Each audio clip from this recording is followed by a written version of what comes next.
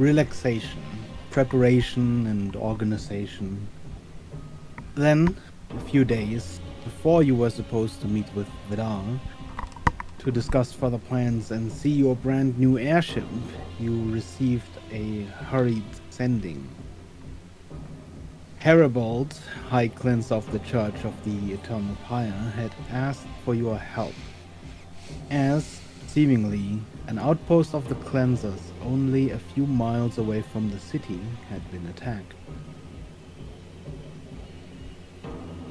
You had been tasked with investigating the situation and, if possible, find out the identity of the perpetrator and their motive. When you arrived, you found a blast furnace instead of a warehouse or outpost. Large pools of the cleanser's highly flammable oil were burning so hot, the stone beneath the structure had begun to melt, and your investigation turned into a matter of time over careful searching. Despite the pressure, you managed to gather a number of clues and even evacuated a suit of armor and several vials of the cleanser's oil. And your investigation continued when you revived one of the many dead, and perhaps confirmed your suspicions during a short questioning. But just as we ended the session, just as we begin, far down the road, even farther than the crowd of curious onlookers, a carriage is rattling down the cobble road, marked in the colors of the Church of the Eternal Pyre.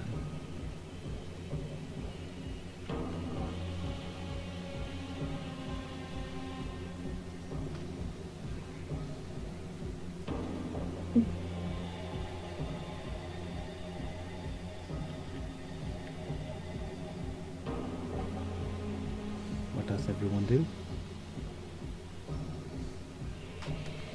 I mean... Would it be likely that this is potentially Heribald, or...? There's a chance. The carriage is definitely headed your way from the direction of Polythreme. Guess we wait and see what's going on. Who is coming there? I don't really have, like, full privacy in this situation, I don't think. So I don't think Evelyn would be like,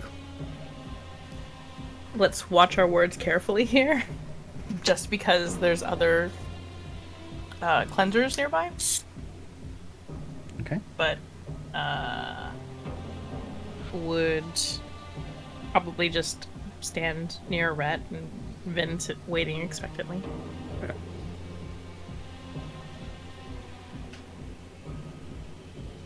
Maybe throw a chill touch at Vin to heal him a bit.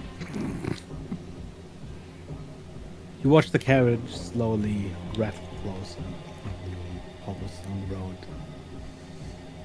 And, as expected, before the crossroads, it stops.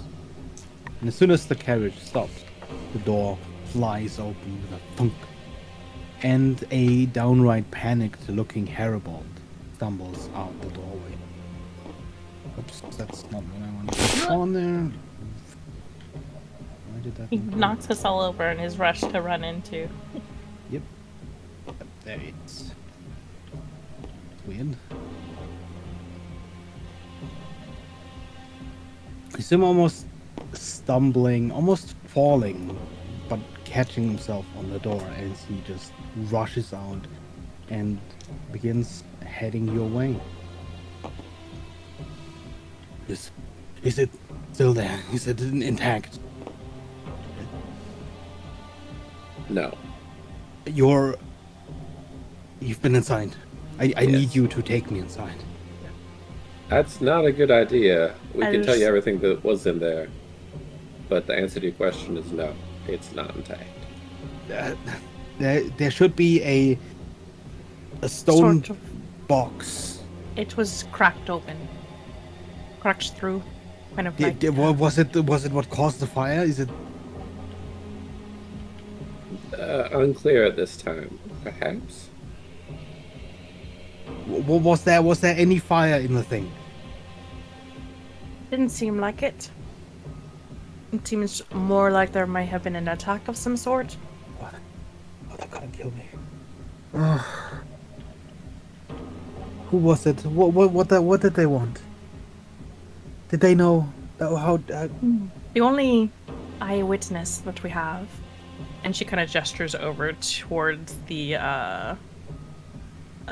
cleanser that they resurrected. I've managed to bring back one of your people that was inside at a great price, but you can ask him as much as you'd like.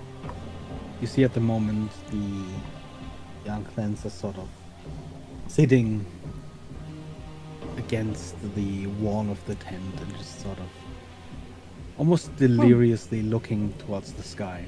You see Haribold immediately as you mentioned him stomping over and almost resting him up by his collar, the only shirt that he has on, and just sort of pulling close. Tell me what happened. Quickly.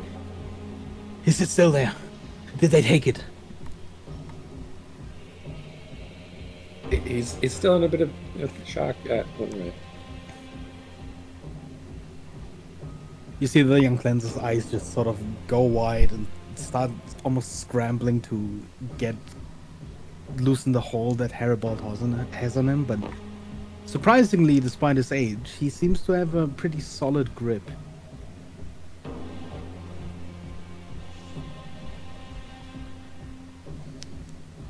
Wait, is he choking this guy? No, he's just sort of, Like lifting him up. Okay. yeah, by his collar, basically.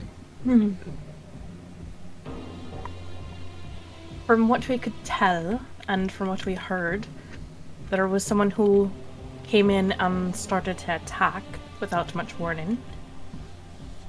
And seemed to have been potentially the source of the fire itself, or cause of the fire.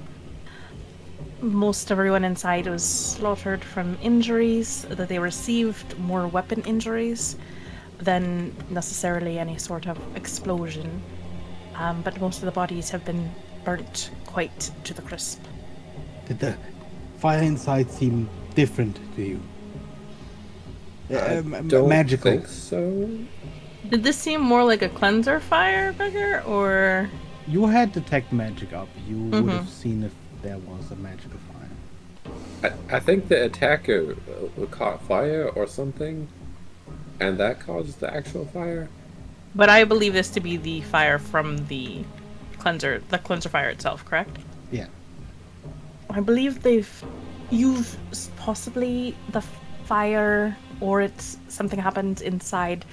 It seems like it's from the cleanser oil itself that has caught fire. Not sure of the exact cause or how it went about, but it did seem like possibly the attacker might have also caught fire. We're trying to look into that a bit more. Do you see anything in the flames? Only bodies? Anything, a hand, faces in the fire? No. The fire itself didn't seem to have any sort of magical energy or detection to it. And you said the stone was broken. Yes, it appeared to be cracked by some extremely powerful blow or magic or something. There's a sort of long sigh that Haribold lets out. And as he does, you can see clearly his agitation sort of give way to a sort of defeat. And he does now suddenly seem as old as he had seemed in the past. Almost shakily, he lets just the rim of the collar of the cleanser go and plops back onto the ground. And then it's gone. What exactly is gone? Perhaps we can assist with locating it. If we knew more. I don't think I Harold, you think contacted I've me already said regarding- a little too much. We've seen containers like that many times before in other places. Where? You first.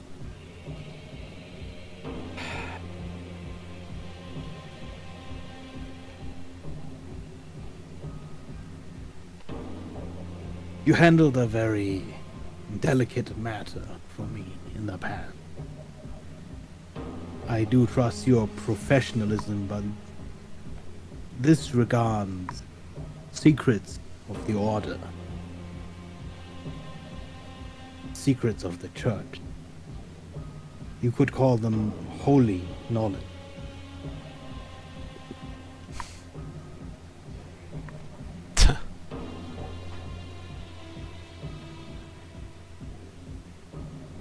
Perhaps somewhere more private then? You find out anything else about the attacker? Who attacked us? I believe they were described as potentially a female. They said her hair had caught on fire, and she had a sword. Kind of silvery armor, I guess. I mean, most armor is. It was more, there was some sort of clash that they had heard outside. The door came flinging open. She rushed forward and started dispatching brutally the cleansers inside. But they mentioned she seemed to be on fire herself. And angry, but that no word was said before. And she kind of gestures to the cleanser that had been revived before. He didn't recall anything further.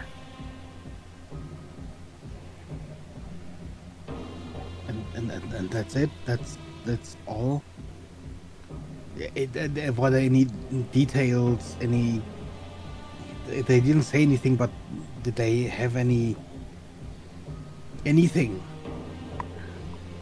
There We- was a large amount of defacement inside of, for example, your iconography. So maybe a personal or some type of vendetta. Hard to Most tell. statues had been broken down, and it did seem like there had been some sort of blows to some of the furniture in the back office. The altar, that type of thing. Struck by some sort of heavy objects, possibly a weapon, but hard to tell exactly. There seems to have been some sort of larger eruption of force or something as well from back there, as part of the room has caved in. And you don't have anything other than sword and flaming hair there? Do you have any idea who it could have been? You know where to look. You're gonna start asking around in the city, see if anyone knows of anyone that might have had a specific grudge against the cleansers, or if anyone reports any sort of suspicious activity.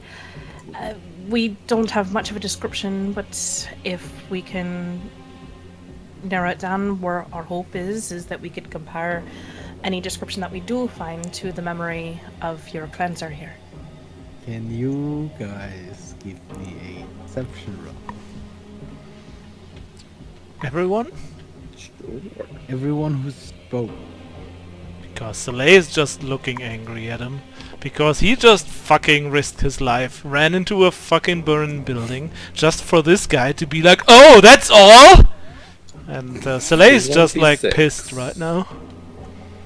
I And rolled an 18, especially so since he that's doesn't- a 17. No. Especially since he doesn't want to tell us shit about I think. Is that a 17? the box.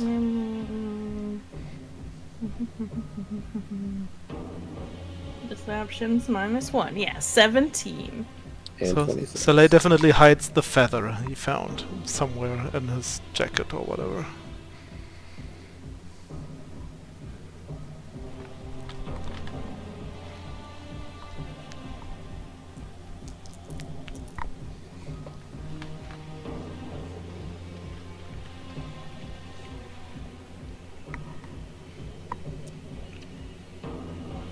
We haven't concealed too many things.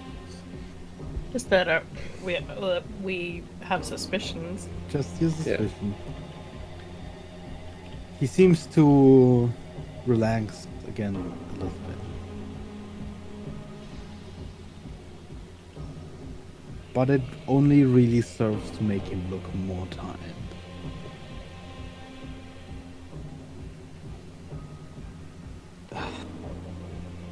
I...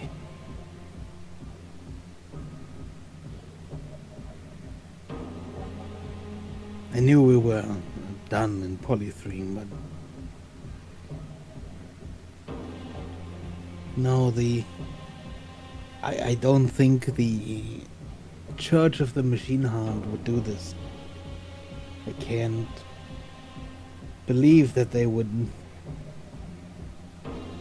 But they would, wouldn't they? But how would they know?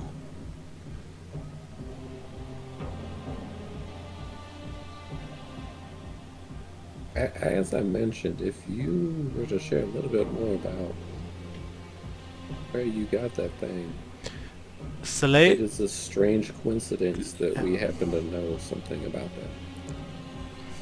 Soleil goes over to Haribold, puts one hand on his shoulder, uses the other hand to point at Vint. Where do you think we got this thing from? And how the fuck would you be Everyone surprised? looks affronted, by the way. Uh, Like there's yeah. no hiding that look. Yeah, and he's like, "Oh, why? What? Of course we would know about the box." Well, it looks like you've pulled that thing out of graves. What's that? Bones? Soleil, Construct. Soleil just shakes his head and just leaves him and just goes back to where he was and just is like, this dude really knows nothing. We can talk at the carriage.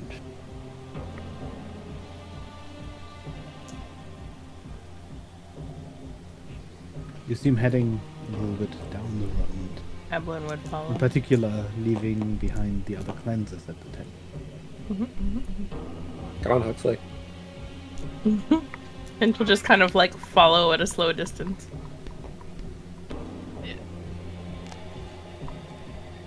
Come, Hux. Let's see if this old geezer has something to say, after all.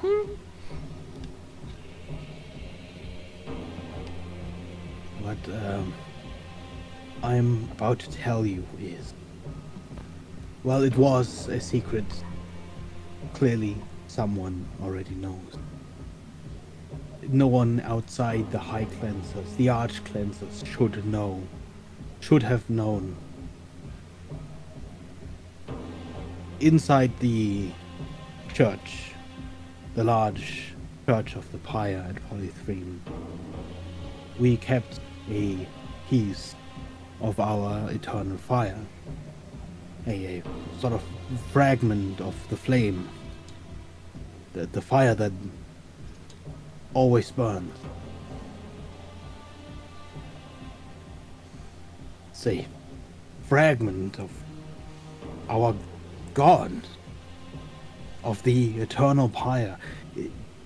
It's been reported that if you stare into the flames, I've seen it myself, you'll see visages of people past, of imagery of battlefields, of that aside, it was holy to us.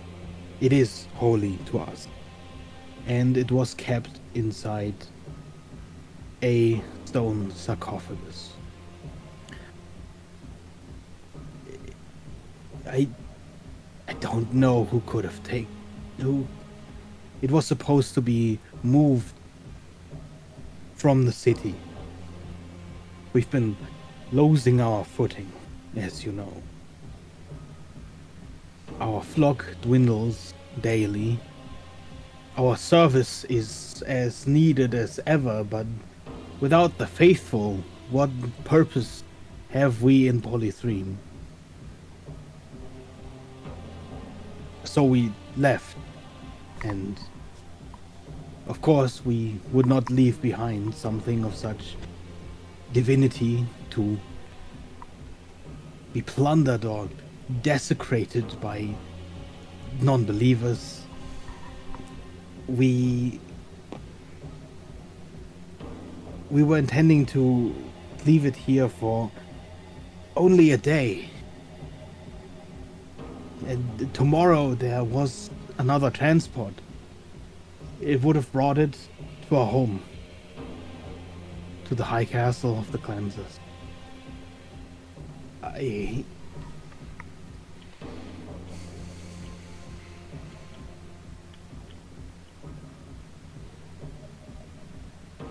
Would we know where this high castle of the cleansers is?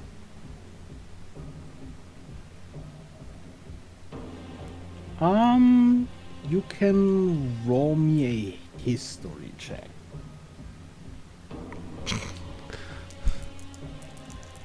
Let's go, +0! That is right between the 19 and the 20. It's a 4. Oh man. What? It's a 4. On the dice. On the dice, it's right between 19 and 20.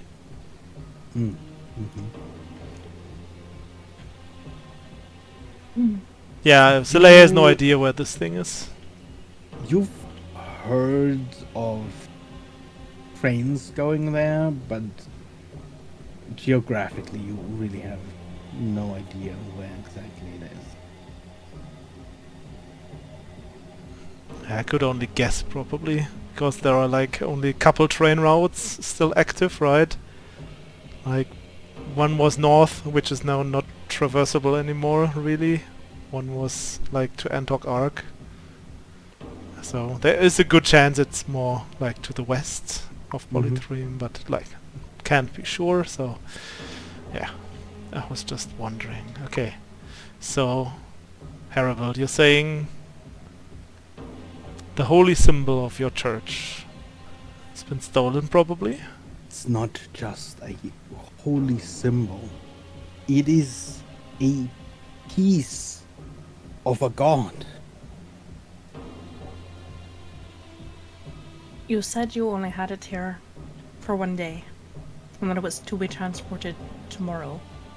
That is a very small window of time for information to be leaked. Did anyone know that you were intending on moving it? Or No who one would be should aware of even that? know, aside from me and the High Cleansers, that it is here. How did you move it to here? Did you move it through the city? It was a secure transport along with other wares, so it wouldn't be suspicious.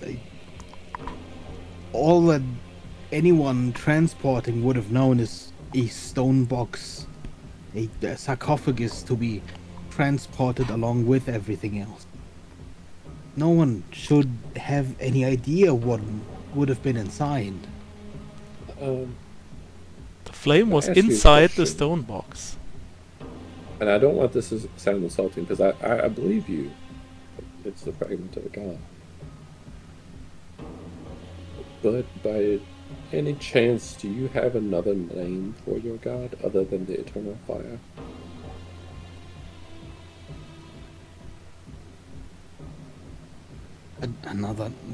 No, it never needed another name. No one has ever heard whispered from the flames some other name? No, the the flames do not whisper. You see images in it, but nothing else. Now the sarcophagus has nothing specifically to do with the flame. The sarcophagus is it's another ancient thing. Yeah, some sort of leftover, but it is the only thing that can contain magic at such power. You have I to see. understand, if this flame was to just be released, Yeah, I it understand. would burn everything. So it was in there. Yes, it was in the sarcophagus. But it has clearly been contained. Interesting. Also, like, just out of character now, these guys were able to, like, open and close this thing that Yeah. we definitely couldn't, so that's interesting to note. When you transported the sarcophagus, was it able to do anything like mask the fire, the divine fire that was inside of it? Well, Would anyone have noticed if they could detect magic or divine beings or anything like that? there was plenty of other magical things in that transport. The sarcophagus works in a way that, unless you're touching the thing, there's really no way to feel anything that is inside. And you're blaming the machine heart, the worshippers of the heart. I don't know. But it's a solid theory. They're rather aggressive in their tactics of I expressing themselves. cannot imagine who else would have an interest in further destabilizing the church. Probably anyone who seeks power. Having a divine artifact sounds like a good deal. If we fall apart, then who stops the blind? I suppose it's a question of, in addition, is there anyone who has anything to gain from the spread of the blight? Which I can't imagine outside of someone who wants to see an entirely different level of destruction in this world.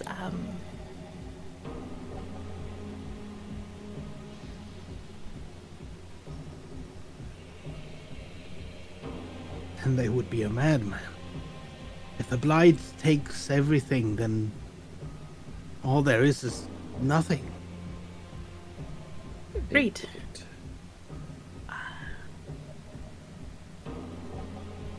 Harold will continue to look into this and see if we can't find any sort of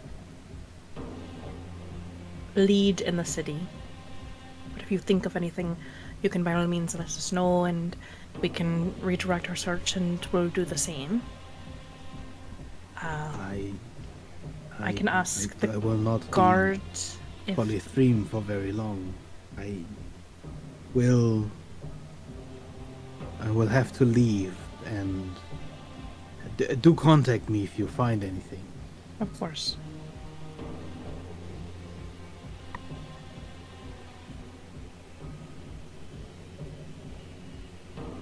What? Surely there were other containers too. How long have you had that sarcophagus? I do not know. It was a relic that's been in possession of the church for a long time. With it, we transported the piece of the flame to the city, and when it was time to bring it back, we redid the sealing rites, we sealed the flame, and we brought it back. Well, we tried to bring it back. Was there a purpose of having it in the city? Well, It's a piece of our God.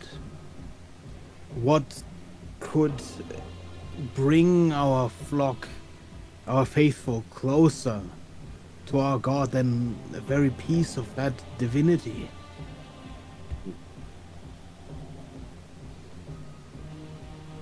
Perhaps. Is there a record of the things that the flame has shown to your priests and followers? Perhaps only the most faithful ever shown shreds of anything. Of course.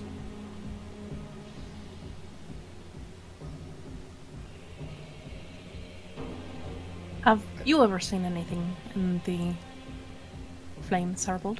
I have.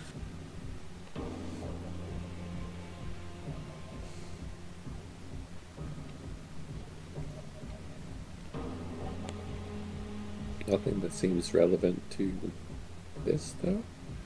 They were faces of people I did not know. Some of them were bleeding on their knees. I took it as a sign, and the people needed us, the church.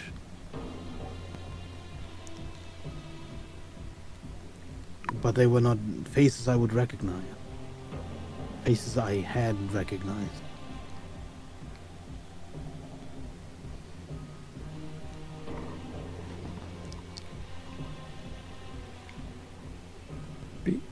Before the Blight, I realize a long time now, was there any adversaries that you had?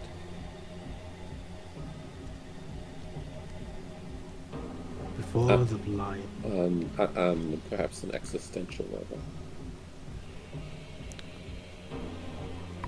No, none that I could think of. We'd always been the faith of the people.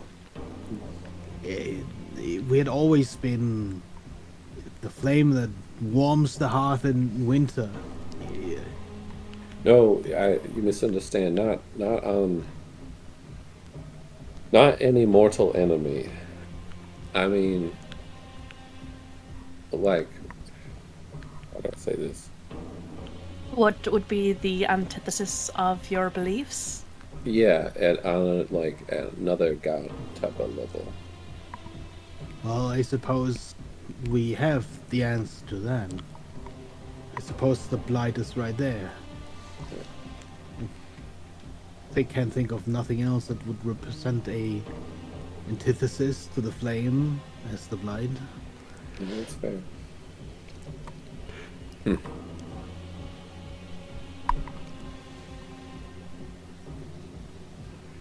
But if it was the Blight, that would mean that it has agents among us, which would be... I cannot imagine that would make any sense. No, of course not. And if they were agents of the Blight, how could they have... He sort of turns and looks at Right. the outpost, which is in flames.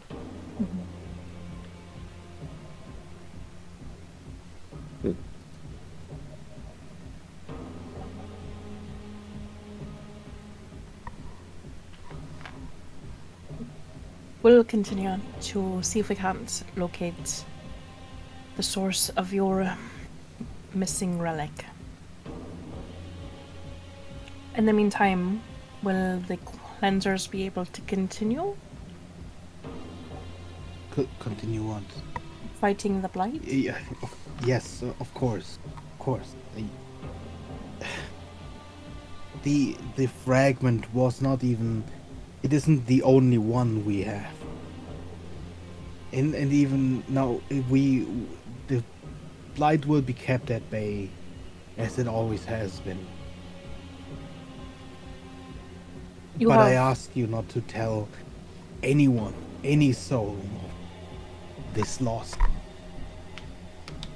Of course. If we lose the faith of the people of the Council of Polythreme, then perhaps we will lose our way to function. You know, you mentioned losing a lot of followers within the city, but people arrive every day. You can see the crowds outside the city, I have seen the slums, yes. seeking purpose. Uh, have you attempted to recruit from there? They were rejected by the people of the city. Perhaps there would In be the more. earlier days, a lot of refugees have been recruited into our ranks. But it isn't as much a need of people, it is Hmm, a need of support. I see. We find many faithful among the poor, but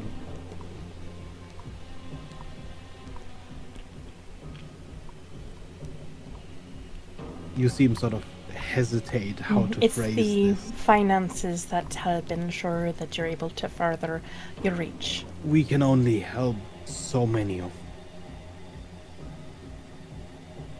before we are the ones that need help. Right. Well, that makes sense.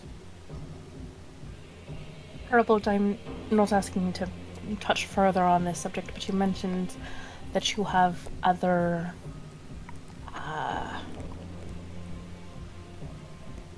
pieces of this. Another thing I should not have Right, told you. obviously, and I understand. I'm more a suggestion. If they're after this, then they might be after those others. Understood that no one should know about it, but no one should have known about this one either. So perhaps increase your guard or shift those more securely. It's a reasonable thought. Our strongholds are filling with our faithful. It should not be an issue as we're leaving the city. We are returning home. Which is understood, but this looked, from what we have been able to gather from this attack, it seemed someone who was highly motivated in a passionate manner, someone that took it personally, a vendetta and anger. Not that you are deserving of that, but people who are bitter and have a hatred of things rarely let them go. I appreciate your advice. I will do my best to explain as best I can what happened here. But ultimately, it will not be up to.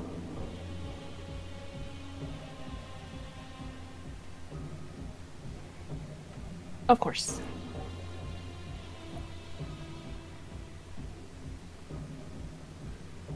We'll inform you if we hear anything further or find any more information. Yes, as soon as you can.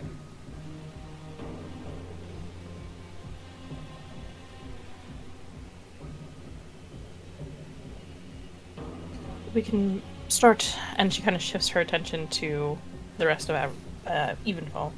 We can start by asking the guards if there's any record of anyone matching the description that's left the city, so we can at least rule that out. I trust you in this task. You cannot sort of see that he's already sort of distracted and thinking about something else, something that's worrying him. I will. You just contact me whenever something comes up. I see him begin to climb back into the carriage. One last thing.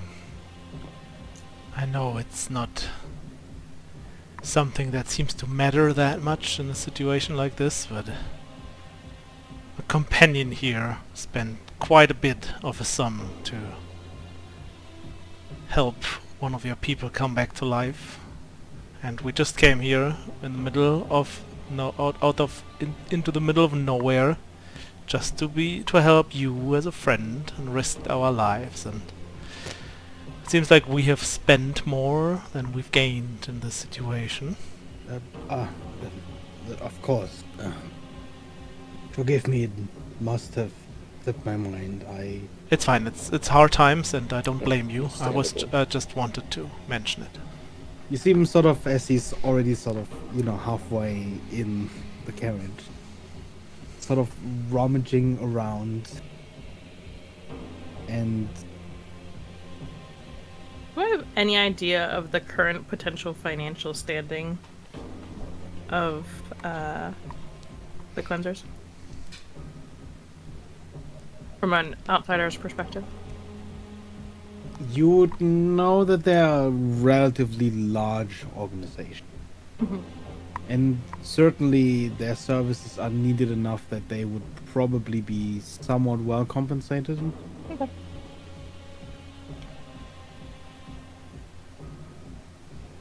As he turns around, you see this large, almost way too elaborate necklace hanging in his hand. This sort of, I don't know what you'd call it. It has multiple strands of jewelry hanging off of it. Really, it's more almost a chest piece than a necklace. And he throws it towards you. Towards me? Yep. Guess I'll catch it. Okay. I currently did not bring any coin. This should be enough. If there is Completely more contact understandable. the church, I will talk to them, but first I need to. And you see him just step deeper into the carriage, and the door is at this point closing. Alright. And the carriage takes off, and not towards Polythreme, but it continues down the road the other way. So west, right? Mm-hmm. Okay. Right. Well, I think we should return. Now. Yeah. Yep. Nods.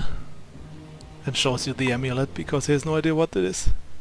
I'll glance at it and at will cast Identify. It is not magical, Okay.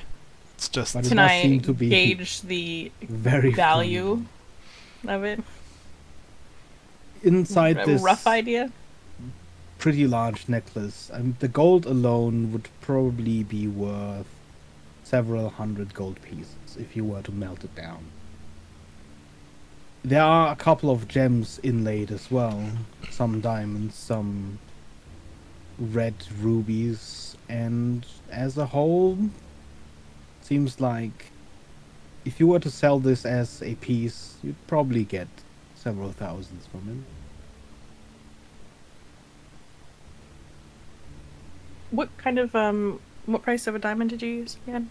500. You've easily been compensated. I wasn't even going to mention it, but I appreciate you sticking up for Miss Lai. You take the amulet? Yeah, okay. Yeah, I can sell it on the Okay. way Also, back or at some point. on while we are on the way back, Saleh would also approach Ablin, and now that we're at it, also found this gem inside, and I show her the gem that I found in the chest, in the broken chest in the room where shit happened. This chest, where you said where? No. This wooden chest. Oh, this over one, here. okay. I found a gem in there. Cool. I just wrote on gem from the chest because Beggar said nothing about the gem. I just took it and we didn't really have time to check it out inside. So I'll glance at it with detect magic. Is it magical at all?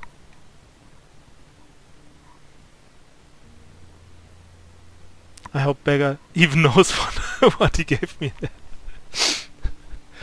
It just was a gem that I found in the chest. It is not magical.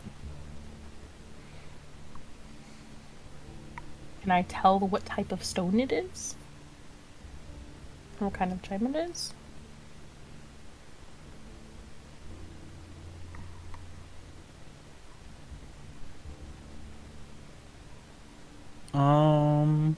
guess give me an investigation roll. Sure. Can I pull out my jeweler's kit, kind of, or no, I could transform my what's the word it's called? All-purpose tool into a jeweler's kit device thing and glance at it that way. Investigation.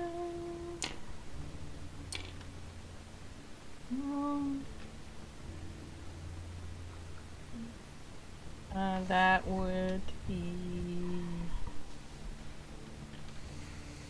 25? 25. 25? Yes. It's an investigation roll, beggar. Why'd I even that? Why do you even roll for those? Sometimes I might roll a 1. Yeah, true. Can you roll me a d4?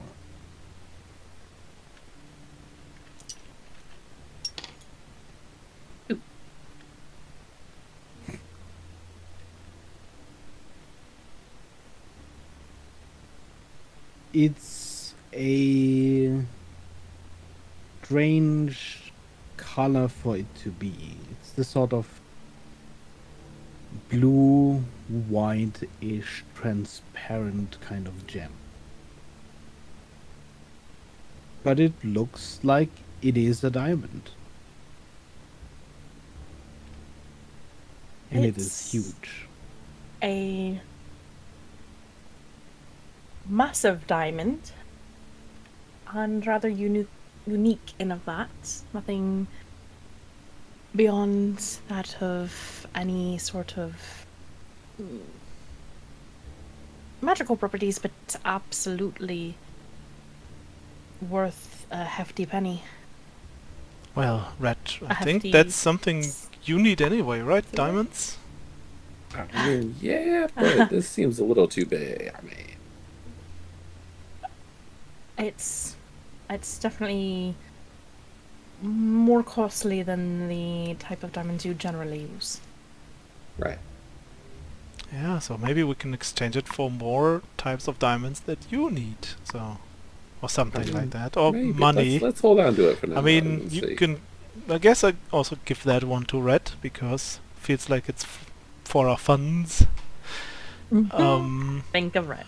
Yeah, and also like now that he's got time alone with you guys. He also goes. Evelyn Red hugs. I also found these and pulls out the papers he found lying there on the altar, already slightly burned. Maybe we find anything within these pages. I found them on the altar that was right next to the broken into stone box. So I give them to Evelyn, I guess. I feel like Soleil would think Evelyn is the one who could probably read the most out of stuff like this. Gives her the hardly burned pages from the altar. And also, do you know if there's some kind of, I don't know, divination magic or whatever that like could use this? And he pulls out the feather to find whoever this belongs to.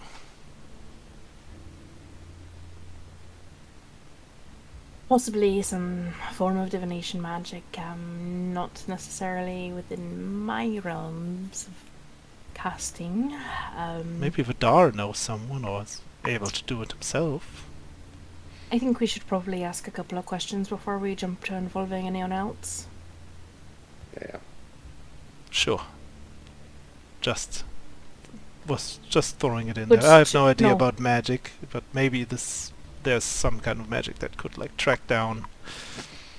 There's several types of forms of magic to detect or locate individuals or to view them from afar, and having some sort of reminiscent something connected to them, either a part of them or a possession of theirs, can assist in those type of spells.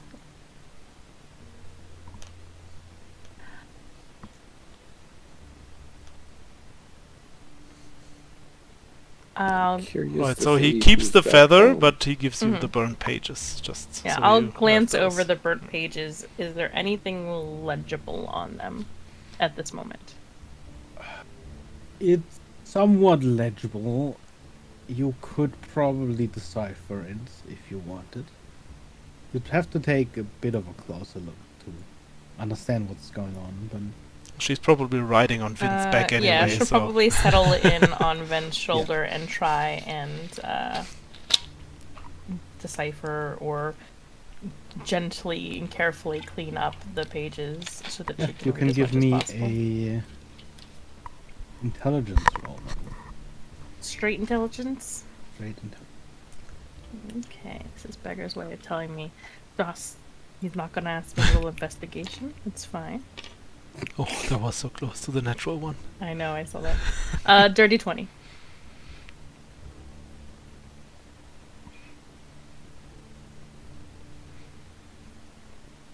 There are a lot of numbers.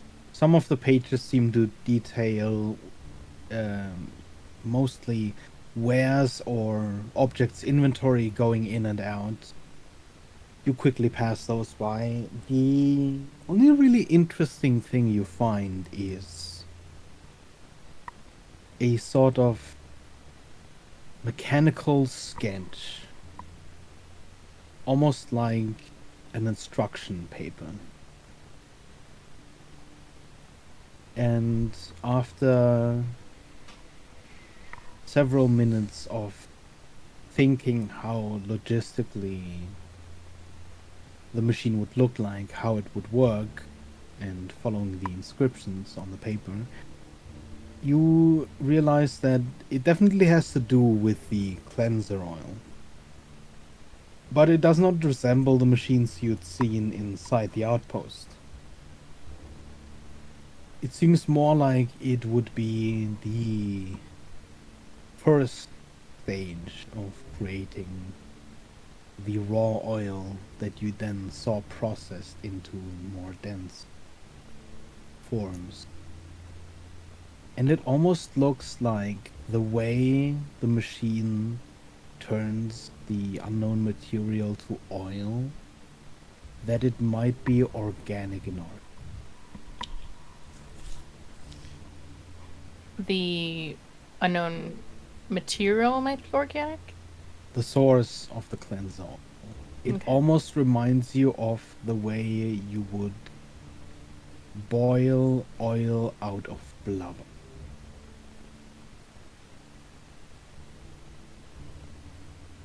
Okay.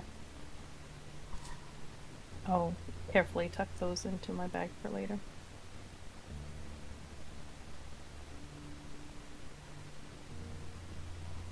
Right. Let's see if we can't go find Cora. Maybe she has some insights of some sort. Hey, Sounds reasonable. Okay, you make your way back to Polythreme. Mm-hmm.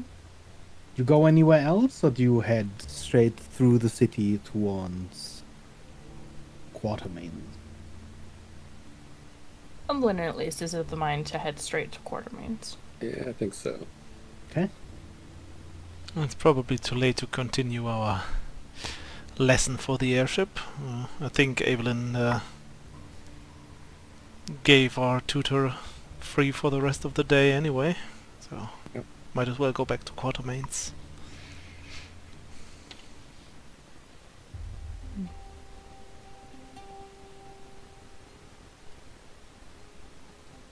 As you're used by now, you head through the slums towards the city.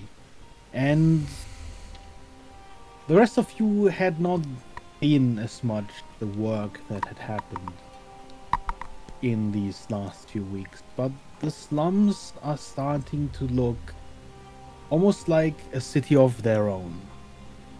Instead of these shoddy, ramshackle wooden huts, you now see relatively straight-lined mud walls. The streets look like they had been planned meticulously, and in general, the people around seem less needy. There is less shady views, shady glances thrown your way from dark alleyways.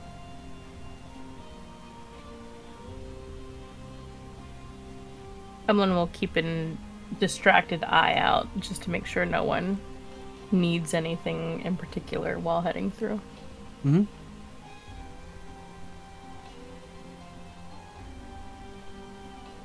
You head through the slums and enter the city.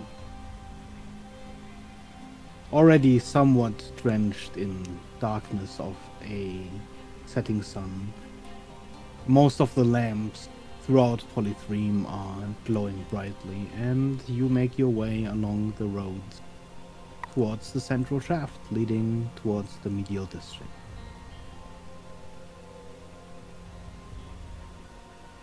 After a short ride, you arrive and head out towards your home.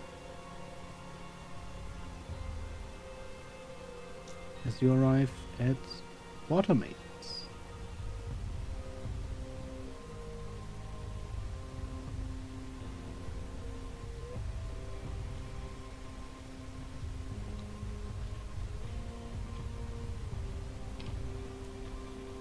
Everyone's planning on heading pretty much straight up to Kara's room, Yeah. pending unless they hear her elsewhere, telling Vin to go wait in the workshop.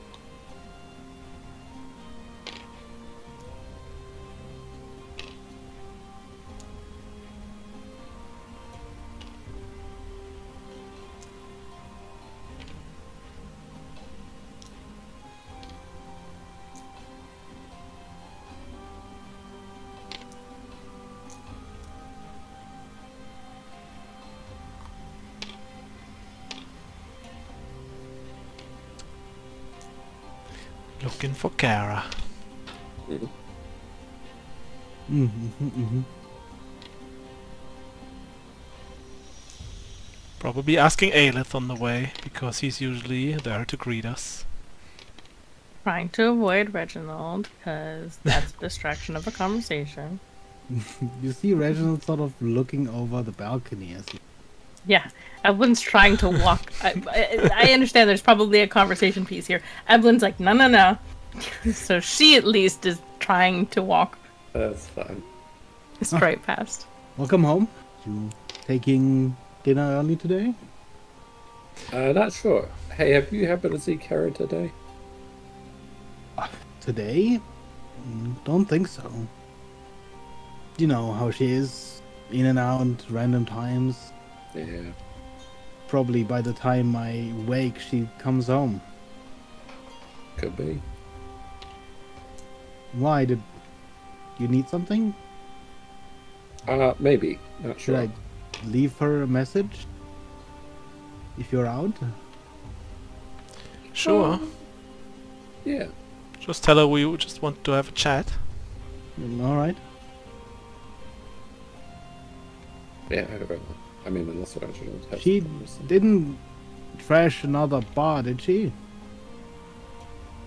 Trying to make got sure a that it doesn't get to letter of that. complaint that, like, once when you guys were gone, we had to pay a fine, but there was... Which bar was that? I'll leave her the... I don't remember the name. Ah, it's probably fine. Alright. Let me know if you need anything. I appreciate that, thanks. Probably saw Soleil with some burned patches of fur and like still looking kinda singed. Did you say you were looking for someone? Oh yeah, Reginald. Sigh. Yeah, I was looking for Kara. Yeah, Kara. Yeah, she should be in her room. Reading, probably. I just gave her some books. Oh, When you was did. that? Yesterday. And you mean Kara, not like Ithaliana? Like, not to confuse No, those two. know who Kara is. Oh, good. Ithaliana doesn't have a room. She sleeps in the library. She's got all the books she needs. Okay. Cool, cool. I guess I will have to check Kara's room then. She's there. Yeah. She's probably reading. Hux, wanna join me? Eh. I also found these, and he will show you like 10 vials of cleanser oil. Oh shit. You were what? He just has them like stuffed in his pockets. Oh, he shows them. I heard he throws them. I was like, holy shit! That's further motherfucker on the ground. It was Huxley as a smile. Oh, Blinking as Huxley like opens this large pocket and you just see vials. Holy shit. Alright. Yeah, Soleil will just... Well then, Reginald, thank you for the information, and we will check out Kara's room then. Yeah. And Soleil will go upstairs. Yeah. Evelyn's gonna move to open the door, not pausing to knock or check to see anything. She's just gonna move to open the door. I don't know if Yeah. it'll be locked. Yeah, same. You pull open the door and it opens. Holy shit. Kara, man. The room is empty aside from the usual mess, which has seemingly grown worse over time. Several piles of bottles line the walls and most open spaces of the room, even some on the bed. The biting smell of high percentage alcohol stings your nose as you enter. But of Kara, there is no sign. Who looked at that bottle that was in there? Is that Huxley? I gotta ask Huxley if these bottles look similar. Evelyn's just gonna start meticulously searching through the room. Give me Uncaring entirely of privacy, but looking for anything, any notes, any books, any documents, any scribbles, anything. Give Any me an objects? investigation roll with disadvantage. That's fair. Oh, sorry. Do you want us to stream, Freya? Maybe. Maybe. That's neither yes or no. Don't have the best one, but... Yeah, it wasn't really necessary up until now. No. You need to see Kara's room. Looks beautiful with all those bottles.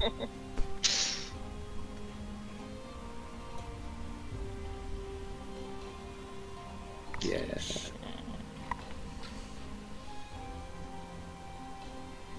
$23.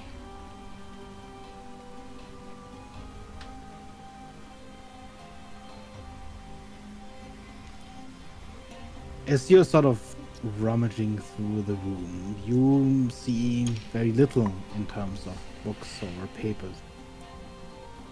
It looks like as you sort of, open the cupboards, the footlocker at the end of the bed, then, well, most things that might have been here have probably been removed. It's remarkably empty aside from the mess that has been left. The mess which you, during your sort of search, tend to somewhat avoid due to its biting smell and general uncleanliness. But there is one thing you do notice in the mess amongst the piles of bottles. Some of the bottles,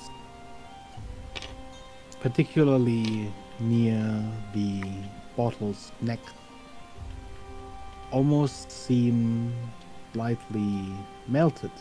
Some of them. Do they look like bottles that are either melted from an intense heat, or are we talking about like potentially bottles that were taken from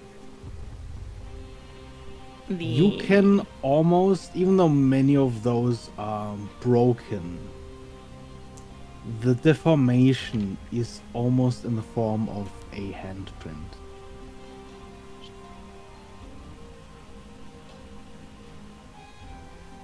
Doesn't make it look better for Kara, not gonna lie. Is there any sign of being able to tell when the last time someone was in this room?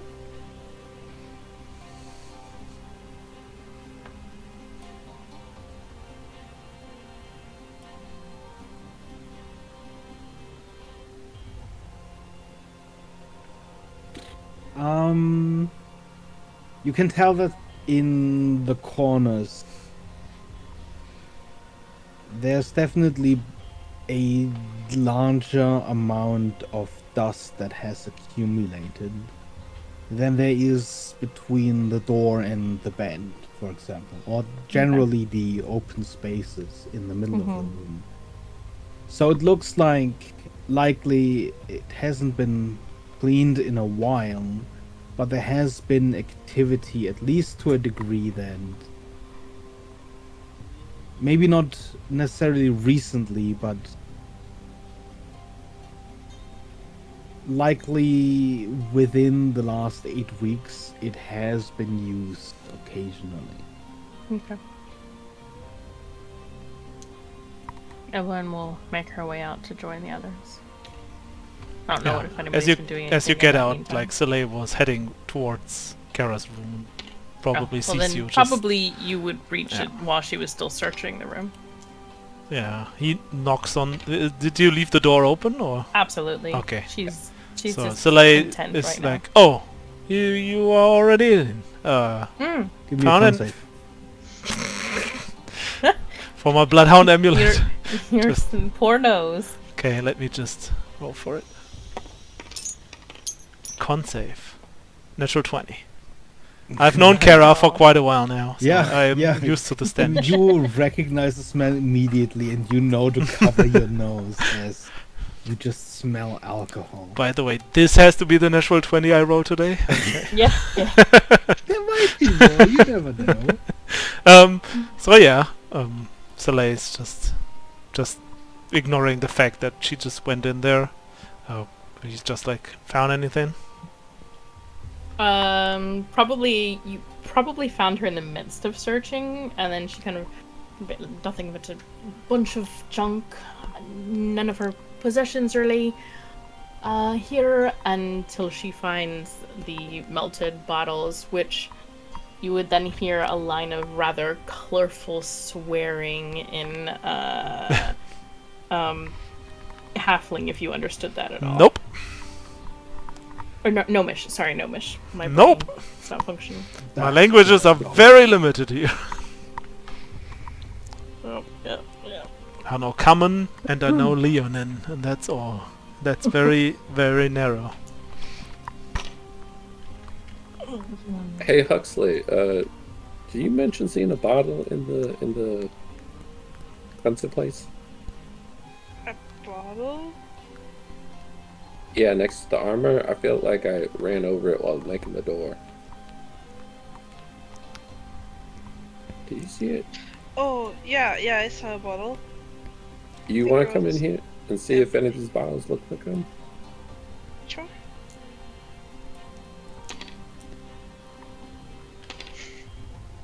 Today, look. What is your passive investigation?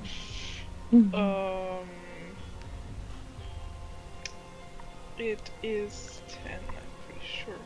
Yeah, just a 10. I thought you specifically took some time to look at it or something. Yeah, I definitely, like, looked at it. Like, I took an action to look at Yeah. it. There are several bottles in this room that could be similar. They all look fairly similar. You know, they're relatively standard make of a glass bottle you'd find pretty much anywhere within Polythreme. In particular, a few details, or the few important details you'd remember of the bottle in the cleanser's outpost would be colors of what little you could make out of the label. But there are none in this room where you would immediately see a distinct immediate match. There are several that look somewhat similar.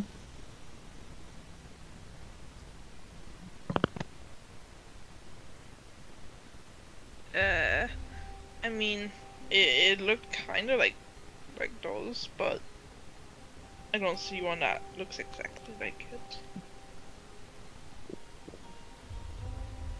Guess that's good. Soleil would like to try out something.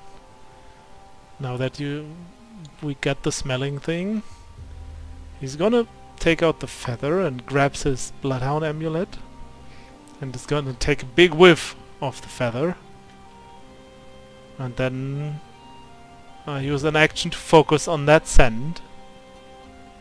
And then I can perceive that smell visually as a cloud of red vapor for up to 1 hour. I want to see if any of this smell from the feather is also somewhere around in this room.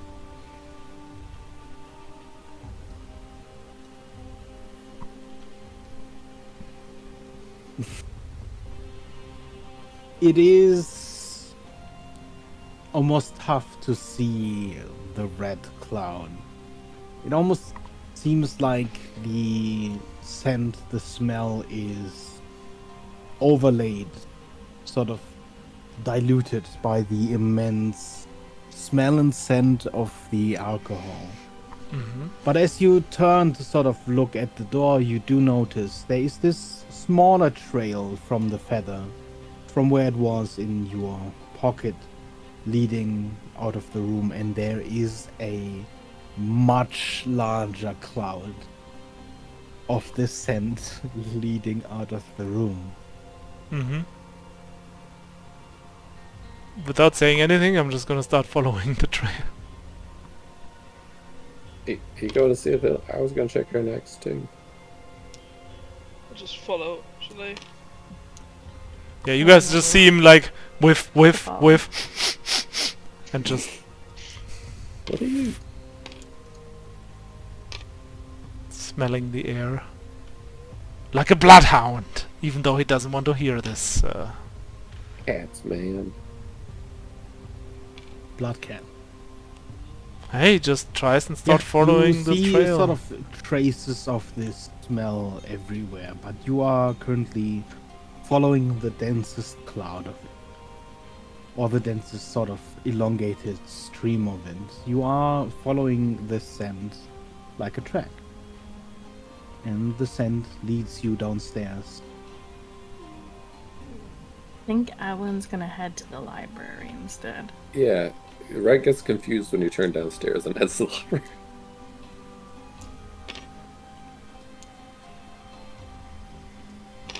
It's actually going to continue to follow Slava. Yeah.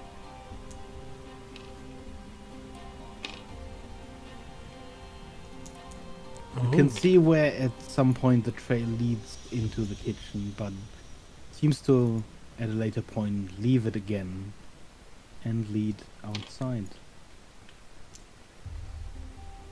Don't think I have much else to do today anyway, so I guess I'm gonna follow the trail outside.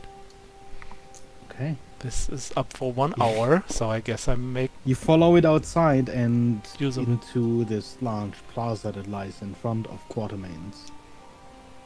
It seems to head straight through the middle of that plaza until somewhere in the middle it makes a sort of turn towards the right and then leads into some alleyway.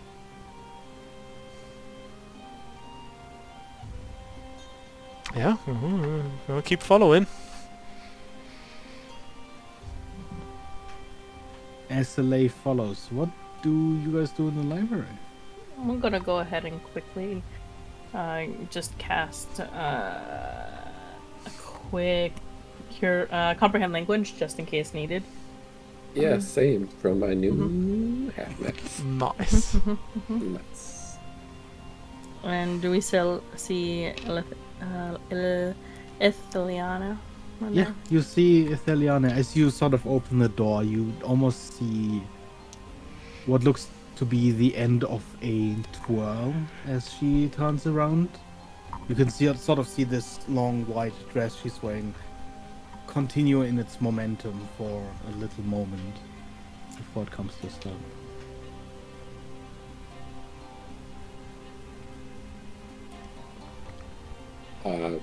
Nice. Have you seen Camera? You mean the commander? Yes, sorry, the commander. Yes, I've seen her. Today? Not today.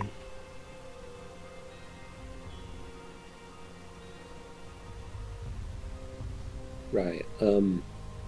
We're somewhat concerned that she might be in trouble. Trouble? How? Yeah, When last we spoke, she seemed so determined. interesting. What did you talk about? It's pretty important to find her. Well, for a long time she seemed frustrated. Yeah, I know. I think she's been blaming herself for what happened to the garden. She seemed angry, Yeah. and she said some not so nice things about you. Well, she sort of throws a glance towards Evelyn. Yeah, that's fine. And this man called Vidar. Yeah, that's fair. Still, we care about her, and we don't want her to get. A few days ago, she said she had a solution. Okay. That sounds good. I offered to come along, but she told me then I would be needed eventually, but I should regain more of my memory before I do.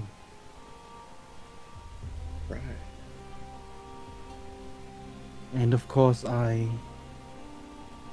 can't leave here yet. Yeah, of course.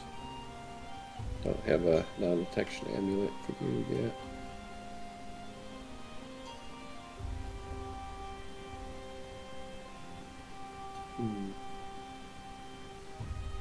Did she say anything about when she expected to need you?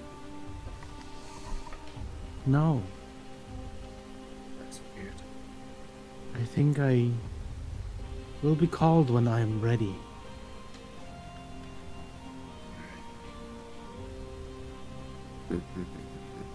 Or perhaps she expects me to look for her. Maybe she expects me to learn how to leave. Maybe.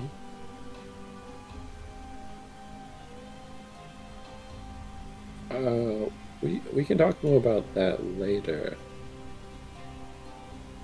We should probably keep trying to find her right now. It's pretty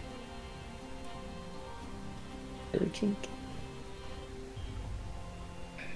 I would not Porto. worry about her. She's very capable. That's true. Her heart is Right. strong. Evelyn? And yet you said she seems angry and blaming herself. Yes. Yet you're not concerned that she would go out and do something irrational. I have full trust in the commander. She seemed determined, like she knew exactly what to do. Have the two of you been researching anything recently? I know that sometimes you like to read, and I have been familiarizing myself with this world, with magic, but there was nothing that the commander and I shared in our books. Only the old man.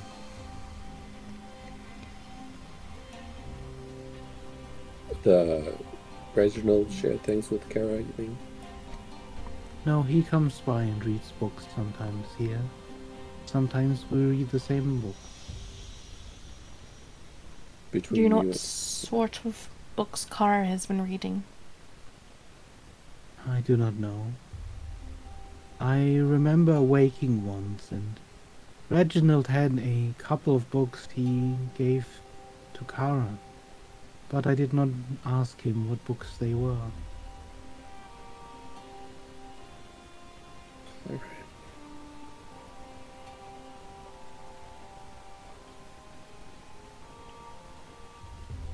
I suppose I shall take it upon myself to talk to him some more.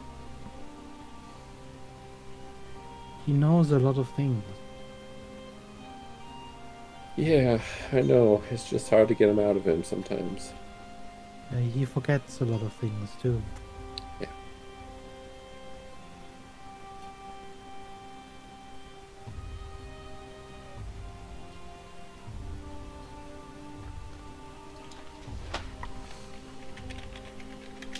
Right, let's probably What, go back unless- Exactly is your and Kara's end goal? Is it to return to the garden? End goal. Yes, what is it you're Supposed- seeking? It would be nice if everything returned to the way it was. Certainly, this is a conversation sure the two of that- you have had. Kara wants, just as I, the garden to be saved. That is what we were created for. That is what we all strive for. And to what lengths do you think the two of you would go? Any. Including the destruction of life? Some of us lost the things most precious to ourselves to it. You see her sort of almost slowly touching her shoulder, looking over and towards her wings.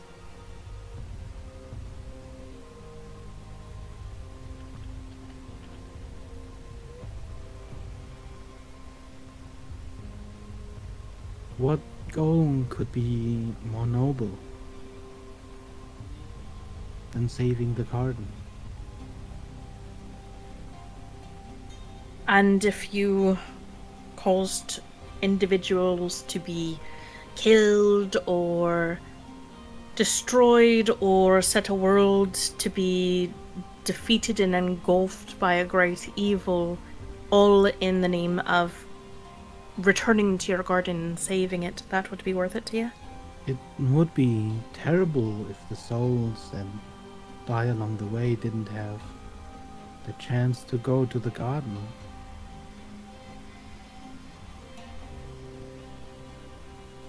Evelyn, we've had this conversation with Kara before. Right. Yeah, I don't think they'll let us. You know, Any better qualified to continue this line of questioning? I'm just saying that perhaps maybe you should keep an eye on your commander Oh, I before watch her she every loses time herself. She comes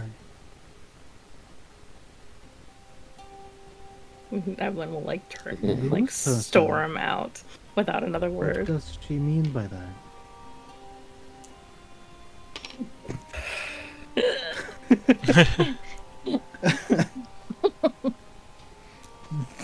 A person's mind can twist the best intentions, is what she means.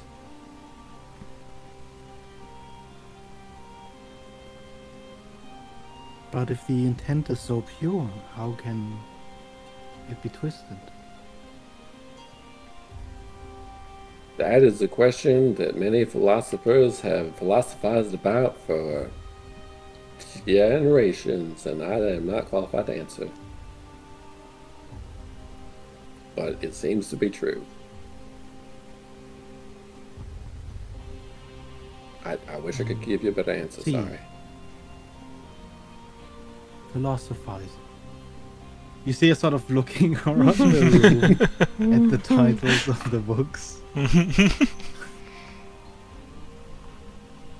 Soleil, in the darkness of the alleyway, you continue following the red cloud until it comes to an abrupt stop.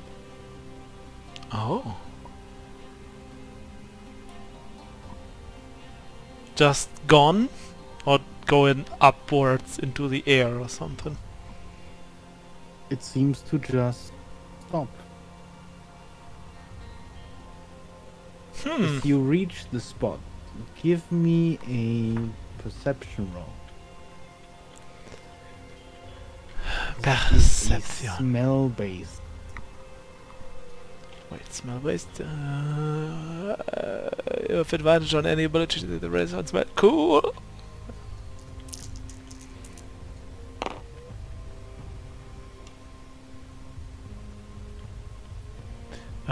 That is a 30. Ease.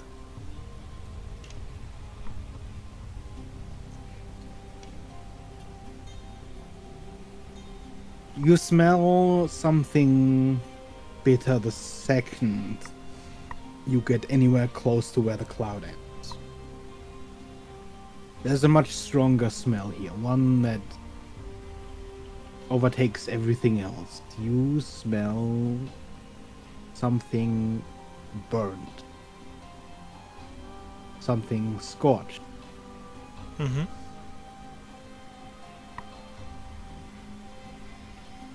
I guess I look around to see if there's something scorched around here. If there's any sign of this smell. Visual sign. Give me an investigation roll. You can give me one with advantage. You know exactly what you're looking for.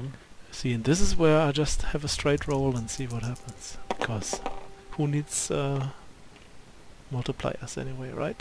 That's a 9. Oof.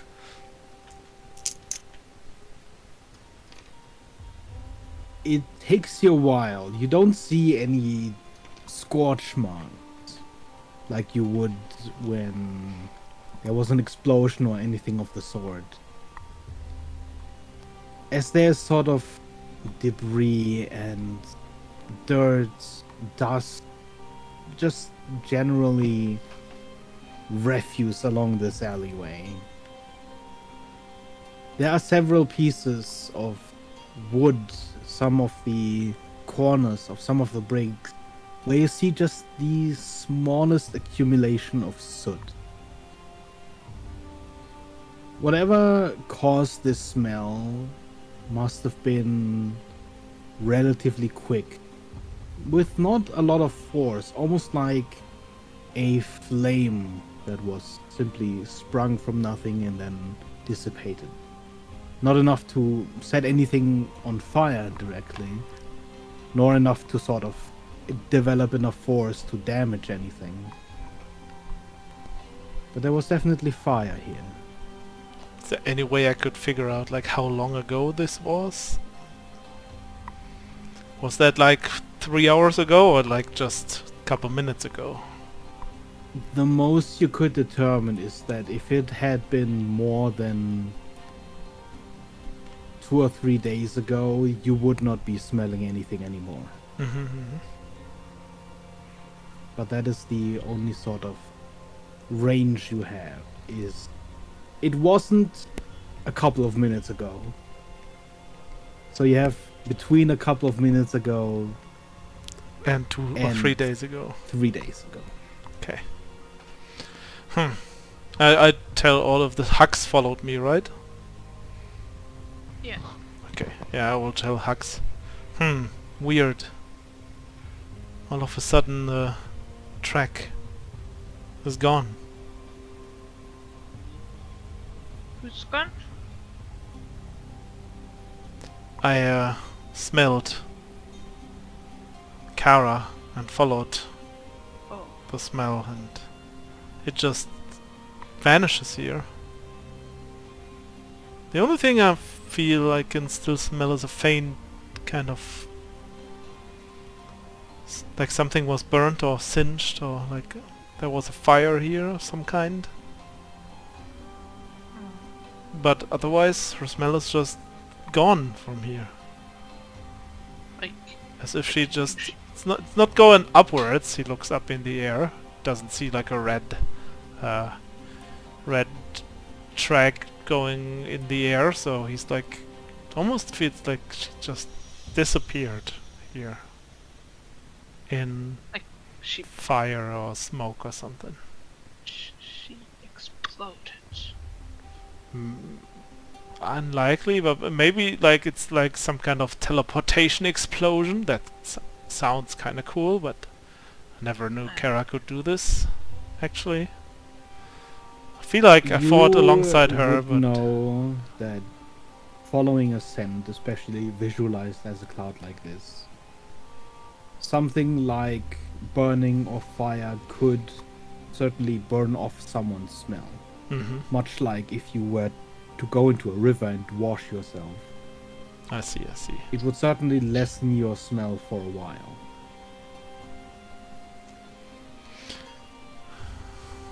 So yeah, maybe she exploded and killed all her natural smell, and then just smelled like explosion. Can you follow the smell of the explosion? Well, it's not been a big one, because I only see like a little bit of soot here and there, not really like...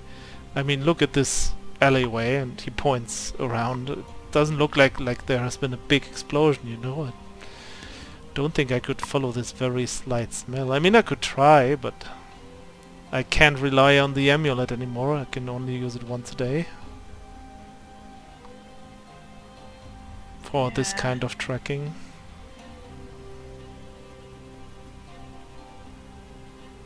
Are there any plants in the alleyway? Not anymore. Poor plants. They The were murdered. sad little piece of grass. There's That's just singed. probably this sort of little bit of moss in between the cracks of cobblestone. It's a I would plant. just like drop to the ground and like just stick my face like really close to the moss and say, have you seen like this lady that exploded? Hello?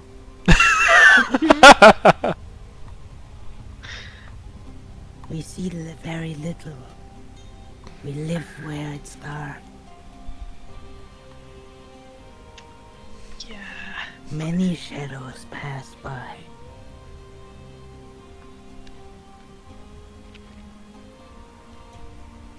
But was there a really bright shadow? Like a bright light? Oh, the day of heat. Yes. Yes, What about the day of heat? there was light. And then? The heat hurt us. And then it was gone.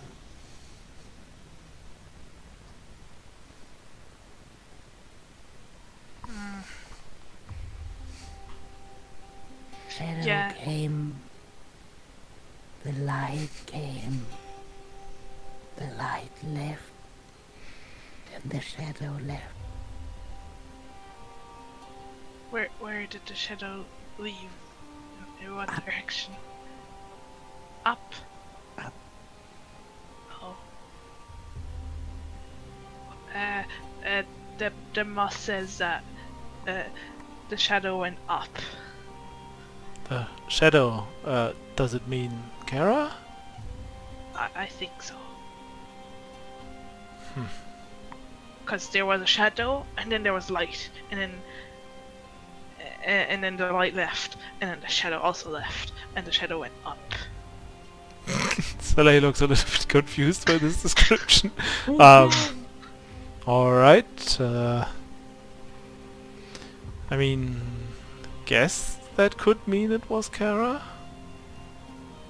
And since I want to see funny stuff happen, Soleil also looks around to see if there's any kind of like spider web or something. There is none. It's okay, okay. Dealing Old with nature? cobwebs, they Talking no to longer animals. abandoned. No. Okay, that's alright. I guess it's there. This is where it ends for now. Let's go back to the others and tell them about what little we found.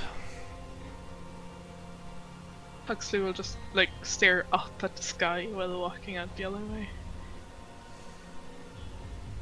Yeah, looking up, you don't see much of the sky. Where you are currently, you mostly see just another ceiling above you, the shadow of the upper district. The sky is a couple 100 feet further to the west of Quartermains. You see sort of the edge of it, but not a lot.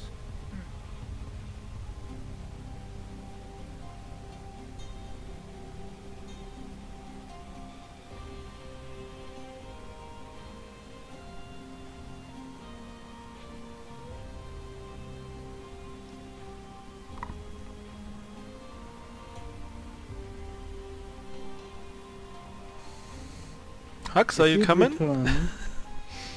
As you'd return to Quartermains, you'd currently see Aelin and Red heading down the stairs.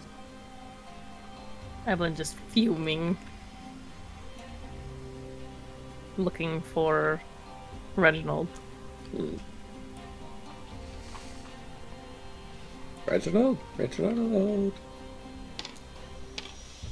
But then there was... hello? Oh, hello. Oh, it's you. It's good to see that you've returned. Thanks. You found anything, Soleil? The smell led us to an alleyway, and then it... Oh, that's what you were doing. Oh yeah, sorry. Oh, well, Sometimes I lose you're all myself here. in Did I miss smells. dinner time? Not No, yet. no. Yeah, the smell stopped in an alleyway, and there was just the smell of a little bit of soot left. And Hux talked to some kind of moss that saw light and then darkness again. So it seems, and then like the light go up into the sky or something. Seems like whatever happened there.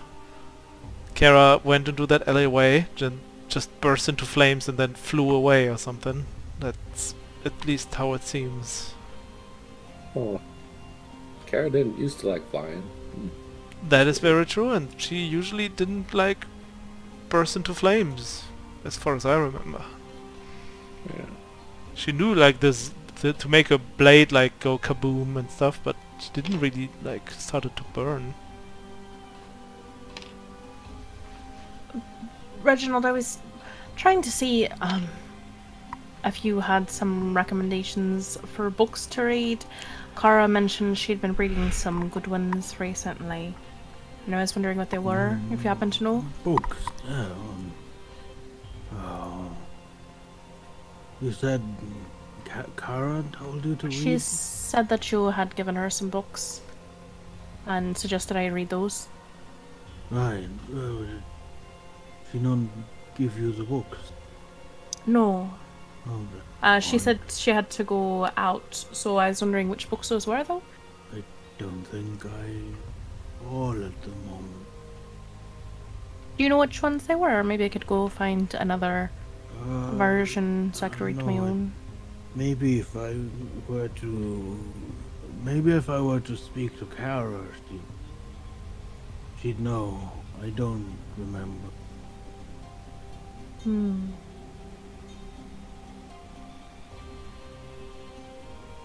Anything interesting topics that she asked you about then? Maybe that will help me look for books of similar We taste. talked about a lot of things. Like what? What sort of things is on Carl's mind recently? She was talking a lot about what was it again?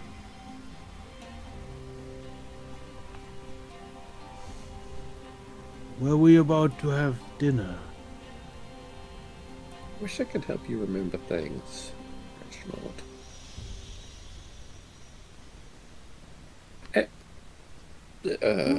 Don't take offense to this, Reginald, but Evelyn, have you ever tried to identify Reginald? Recently passed, yes. Identifying a wizard. Now that is. We used to actually, back when the academy was in the city, play this prank where we would put curses on each other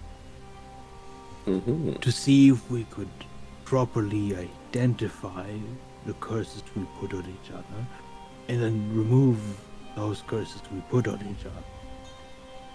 But then one time I put a curse on who was it again?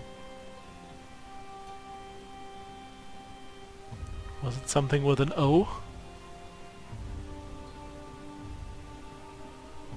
Oh, what? I don't know.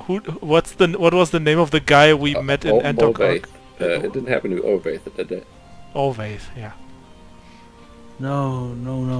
Always was never. He did never have much fun. No. Yeah, that sounds kinda correct. For the sake of it, I'm going to go ahead and cast Identify real fast. At Reginald. Okay. Since he's talking about curses now, and I'm like... Yeah. Okay, well, let me take a moment. I know I've already spent a good bit of diamond today, but after you do that, I'm just curious.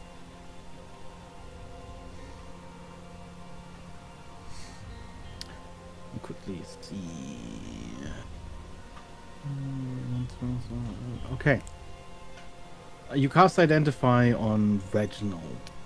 You get this almost surprisingly mundane expression of an old wizard. There's certainly sort of this residue of magic about him that you could tell is from many years of casting spells. But you do not see any current active spell or curse affecting this creature.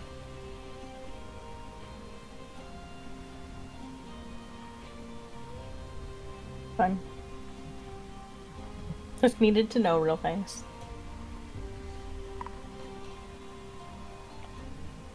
Right, no, I definitely would be silly to think that there is anything wrong now. I mean, it doesn't always have to be a curse. I'm still gonna try it. I'm gonna try casting Greater Restoration on him.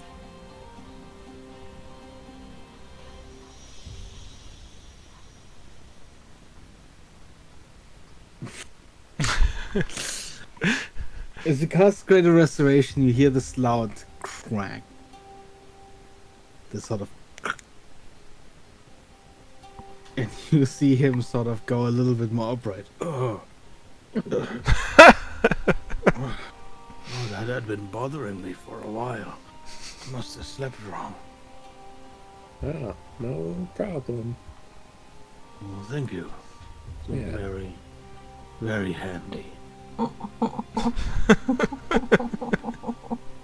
Most Hey, you- expensive chiropractor ever. You would happen to remember the books that you had Kara read, would you? Books and Kara had read? Yeah. No, I don't think I remember.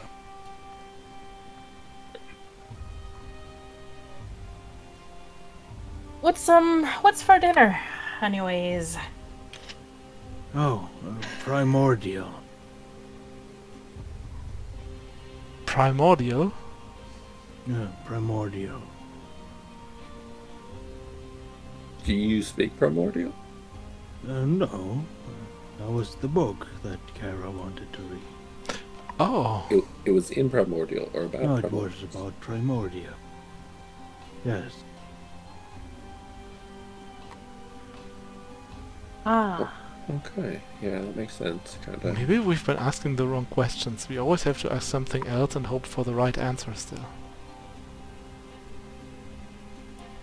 We asked for dinner and he gave us the answer we needed. Do you know anything about Primordial, Reginald?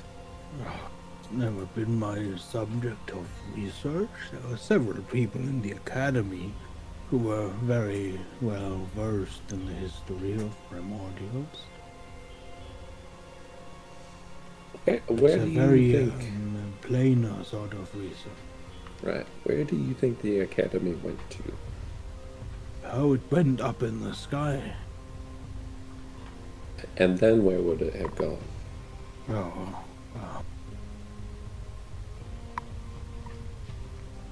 I suppose anywhere they would have wanted to. Not here. That's why they left. Very astute.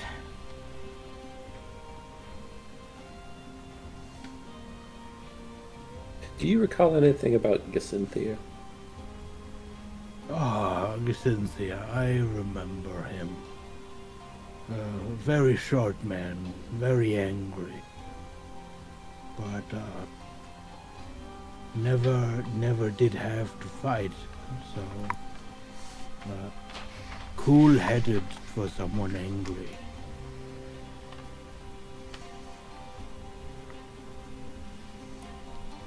That's good to know.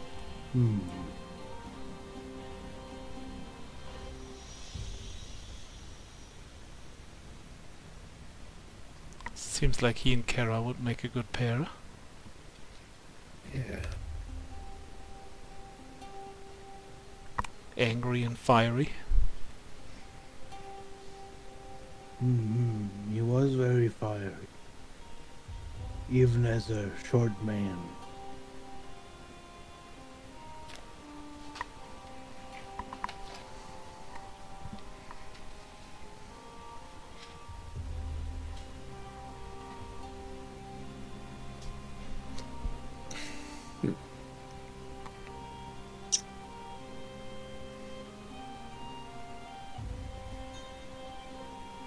Right. Well, this has been thoroughly educating. Yeah, I suppose Appreciate the information, Reginald. No, of course. By the way, have we ever seen Reginald outside of this building?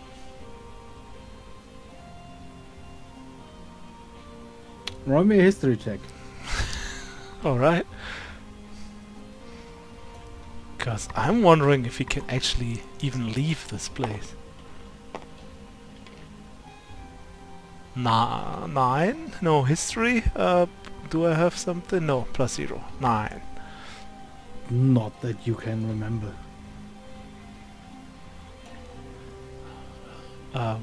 Reginald, do you have a moment? Oh. Well, I think we were close to having dinner, but Yeah. Just a couple seconds. Could have you a moment. please follow me? All right. So I just wants to check if he can actually leave the building. Okay. Yeah, he walks outside with you. Okay, just something that was nice to know. because I feel like I've never seen him A outside. little bit cold outside. Oh, it's fine. I'm just looking at you Probably oddly. Yeah, Soleil just has some weird ideas sometimes, and most of the time they are just stupid, but he has to make sure. Now that we are What outside, would could you you do? do me one last favor and just answer me a question while I hold this box to your face?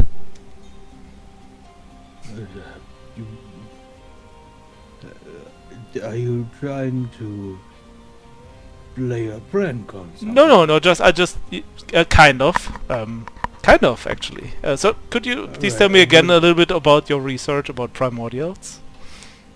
Well, Primordials was And I hold up the the frickin' research. voice There were stealer other at his people face. were much more invested in such a research. There was never a reason for me to. Primordials themselves never have really anything to do with magical studies themselves or the material realm. It's Yeah. more of a planar Soleil doesn't research. even They listen, were he just waits after- 1 minute until he has the voice in the amulet. And Okay, just- yeah, you take his voice. Okay. Well, So you don't have to talk about random stuff for another minute. So yeah. Oh yeah, thank you, Reginald. Now let's go for dinner, right? Yeah, right. In case I need to turn into Reginald, I have his voice now.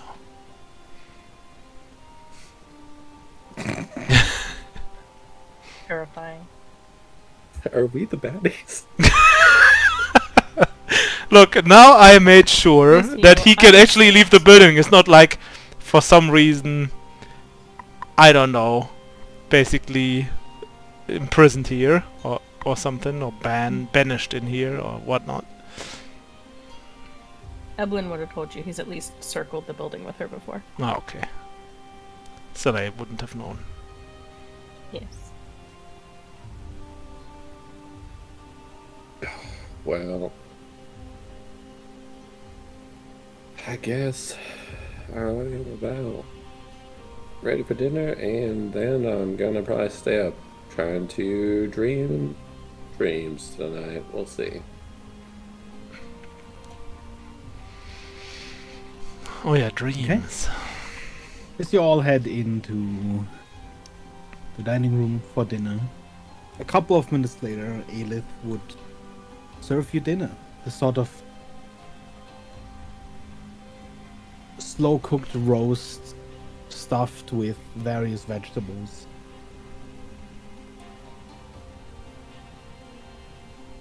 And is there anything else you do before you then eventually head to bed? Everyone's gonna send a message Badara's way, asking to have a word with him the following day if he has the moment. But that she would be heading up to the upper district versus having him come, unless otherwise stated. Okay. Do we have a little time before it's like night time? What do you mean? Can I go like pawn the necklace from Hairbald and buy a couple diamonds like relatively quickly, or is that? In Polythreme, you can do that pretty much 24/7. Okay. Especially towards the sort of center of the city. There's not really a day-night cycle. Simply due to the fact that, they're always in shadow. Even if there's daytime, it doesn't really reach that far. So you could definitely find a jewelry shop that would be open at any time. Okay, cool. I only want to pawn the necklace. I don't want to sell the diamond that we may or may not have stolen.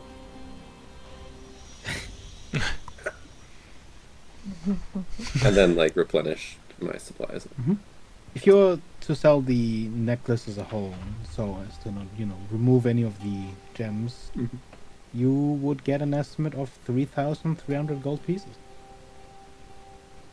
It's fine. Okay. You make the deal, and gold exchanges hands.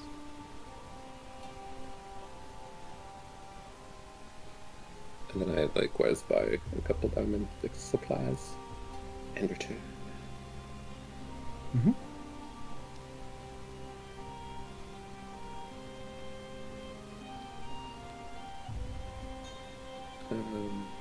Unless anyone had other things to do, I will attempt to cast Dream toward Kara tonight. Which I don't even know if she's on this plane, so it might just not work immediately.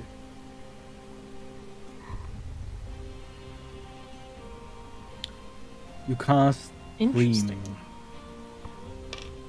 and the connection fails. Okay. Well, that's why we can't find her. I'm going to bed. Would the amulet interfere with that? It shouldn't, in my opinion, but Rep wouldn't possibly know. Quickly check Dream.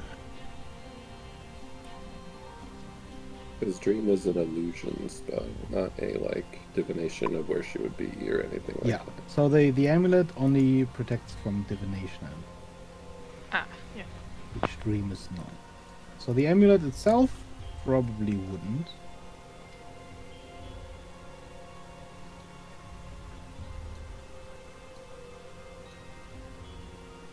I might randomly mute myself as Laura started to stream. Well, I was gonna say, as you all head to a long rest, let's take a 5-10 minute break, because I am really gonna go pee. Sounds good. I'll refill your drinks, get some snacks, I'll be right back. Right.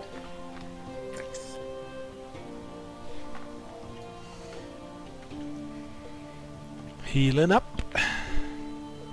Yeah. Okay. We just casually went through flames. Did pretty well considering how much damage we tanked. Oh god damn it! Beggar does it every time! I found another divine snip in my box and I have no idea since when it's there. One day I will catch him doing that.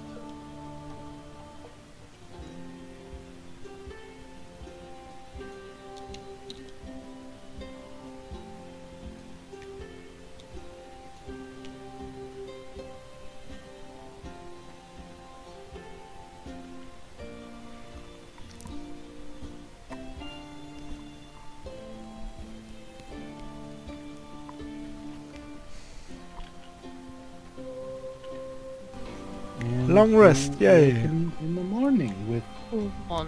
whatever plans you have made for the day.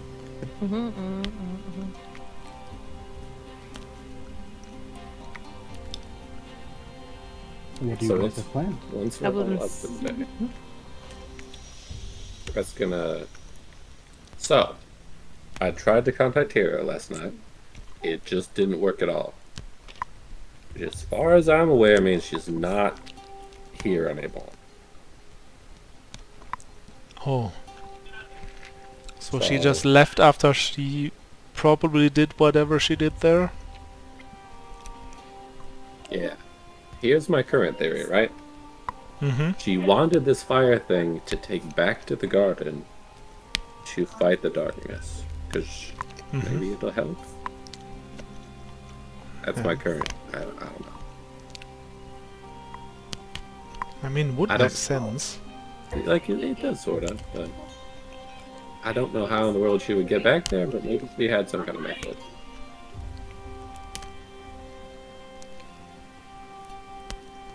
In any case, I highly doubt that we are going to find her or any sign of her in the city or anywhere nearby. I guess there's not really much to do about this whole ordeal then, right? If we can't get to her, like, not much we can do. Unless somebody else had ideas, not for me. Oh, can't Evelyn, like, message people from afar? Maybe she can message. No. I don't know how magic works, so... Soleil may... Always when it comes to magic, he's like, oh, maybe Ablin can do this, even though it's like a druid spell or whatnot. Everyone's just used to being like, nope. Can't do it. Nope, also, no, not that too, nope. He will still ask every single time. He's like, I've heard that that is some kind of spell. Can't you do that? Nope. Okay. I was going to go check with Vidor on the airship today in the progression with that. But I can catch up with both of you later. But I don't think there's much else we can do regarding Kara. If you're going to Vidar anyway, could you, like, do me a favor? Hmm? Because I feel like he will be more willingly to do that when you ask. And I hand her over the amulet of voices. You know, in case we might need to impersonate certain someone, would be handy dandy to have like his voice available, right? I Maybe will you could certainly ask him. And yeah, I give Ablin the amulet of stolen voices. She'll go ahead and pocket it for the moment. I mean, do you think the airship's close to being done? Like enough that we could train on it?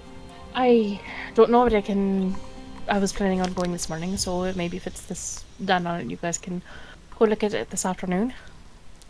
If it is. Yeah. But I'll come back here afterwards and let you know. Okay.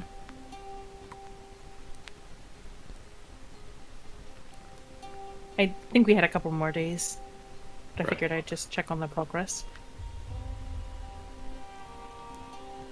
while I had some spare time.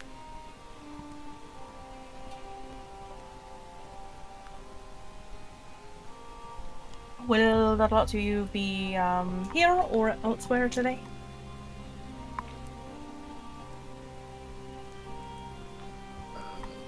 I think we were going to go back to airship training.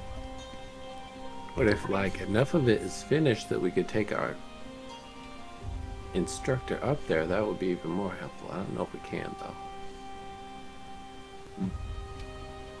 though.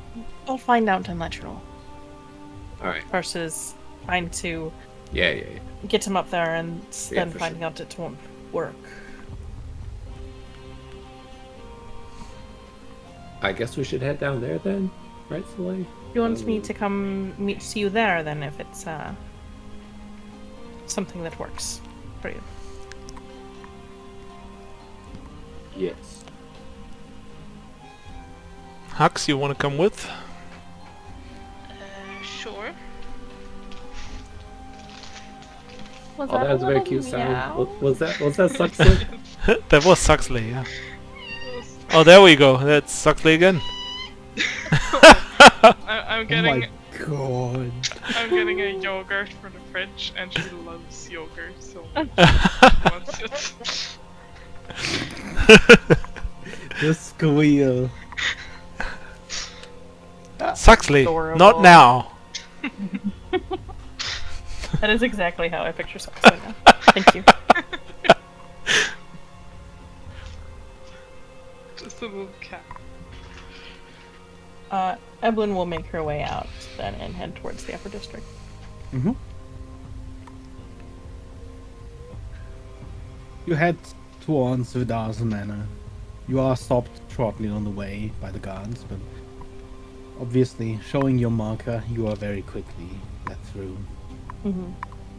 And you arrive at Vidar's manor.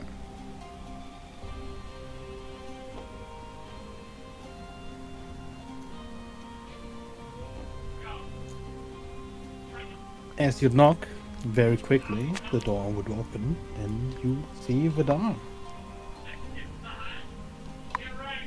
Vidor. I was wondering if I could have a moment of your time.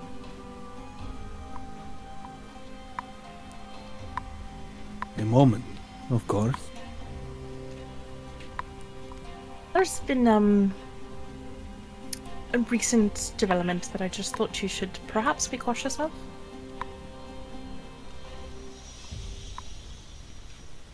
Does he What let me sort in? of- Is it private? Like, what kind of setting are we in right now? Right now, he's just sort of holding the door open, Right. like standing in Mhm, the open door. Mm-hmm. Do you make any movement as to like Not. gesture to go I inside? no, but I mean, like, if I could have a moment of your time privately. Oh, of course. He opens the door fully and walks inside. Ooh. After like a brief glance around just to make sure that like the dwarf isn't there, that I can't remember the name off the top of my head. She's not here. Okay. Currently, the hall is completely empty. Just wanted to let you know, I'm not entirely sure, but our old companion Kara seems to have gone missing. We originally suspected that it's possible the Dominion was interested in her. So I'm not sure if that's necessarily a concern or not. But I do have suspicions that she may have attacked the cleansers and stolen a relic from them. We are talking about the same Kara who has been drinking and causing trouble in the lower district, yes? Yes. That Kara attacked the cleanser. Right, that's not really known at this point in time. I was contacted by Haribold to assist in a situation, rather hush, where they had a relic of theirs. Then being kept. she was successful? I believe possibly, if it was her. It certainly seems like the evidence points that way. And I know that she has not been speaking fondly of myself or you recently as of late. I am not surprised. Which is, you know, There each is a to reason their after own. all why she did not follow you underground. Though I must say I underestimated her. I'm concerned about this recent development and shift. If it is her, she has shown a certain new affinity towards fire, potentially, and maybe actively attempting to. She had little concern for life and brutally slaughtered individuals that were the cleansers at the cleanser's location, if it was her. I just thought perhaps I didn't want her to, if she has gone completely AWOL, based on previous conversations, for you to be caught unaware if she is on a murdering rampage. That is rather worrying. I will prepare measures. Thank you for the warning. Of course. I'd been Oh. keeping some tabs on her while she was in the city, but I was wondering why I had heard nothing for a day or two. Seems that she might have left the city, but I'm not positive about that. Oh, Soleil asked me to have you talk into this box for a minute. Please don't. Just tell me no, and that's fine. He holds the box up. Did he want me to speak a phrase in particular? No, I believe it will allow him to copy your voice. Ah. That could be bothersome. Which is why I'd rather you just to decline do it. I can say I asked. And If you advise I should decline, then I shall do so. I If you were to tell me you trusted him with whatever he plans to do with it, perhaps I'd consider, and it would appear that your currently I interest is not along these lines. can't say that I fully endorse whatever he might do with that. I'm not sure what he would, but it's Hey, well, he's gotten better at his opinion of you. I don't know if that has fully calmed down enough that he wouldn't potentially use that against you at some point in time in the future. I understand. If you return the box to him, tell him there are safeguards against my voice to be copied. I'm sure he'll not know enough about magic to understand. Fair enough. I appreciate it. Is everything coming along well with the airship?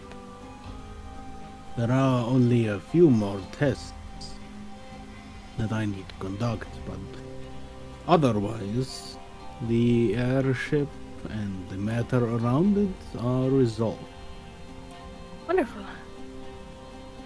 I believe Rhett and Soleil were hoping, as they've been attempting to learn how to fly an airship in the basement of a tavern, they were hoping to possibly take a look at it at some time in the future.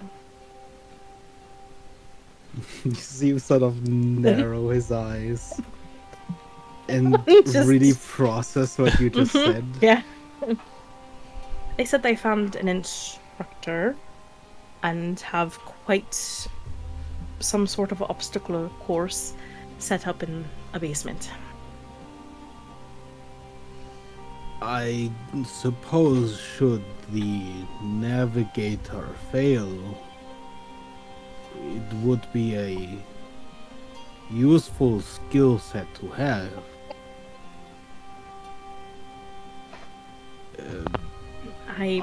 Once the airship is done and we're up in the air, they can surely take all the looks at it they want.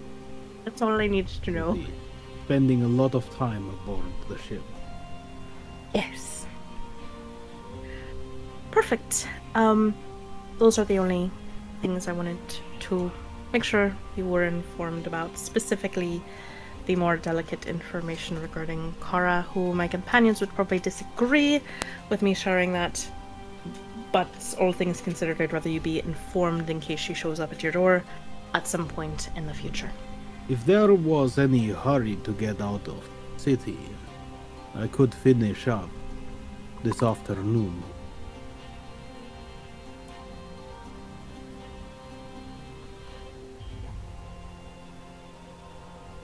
I'm not sure if there's a hurry to get out of the city, but I think they're ready to leave whenever. I Probably can have- move the schedule ahead. Very well. To this afternoon, then? Yes. Then let me return and have them prepare their things. Very well. Thank you, Vidar. Evelyn will move to excuse herself. Go find her crazy lot of companions. Listen.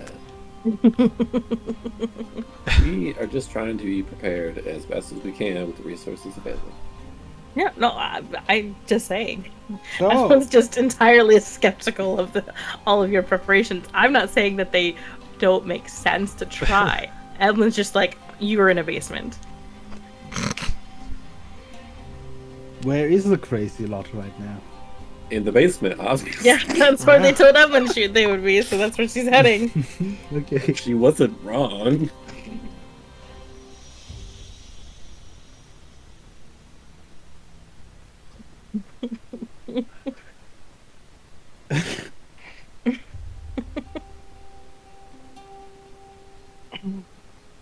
You make the trip down to the lower district. And you enter the tavern. And as soon as you enter, there's not a lot of patrons around currently. It's still relatively early in the day. It's about noon at this point. You suddenly hear this clattering, this loud bump, a crash in the back rooms. The direction you know that Red and Soleil would be. Everyone hesitates, wondering, do I want to walk in that direction? Huxley's there too. We're all And Suxley. and Huxley. The whole family. Your whole lot that you've come to love so much. You hesitate and you hear another tumble and a crash. Glance over at the tavern keeper to see is this like now like a familiar sound, or does he look concerned? He looks half asleep. Okay. As you enter, he sort of nods in the direction where the sound is coming from, but he does not say anything. Right. Evelyn will hesitantly make her way down the hall, mostly imagining as soon as she opens up the door, she's just gonna have a headache.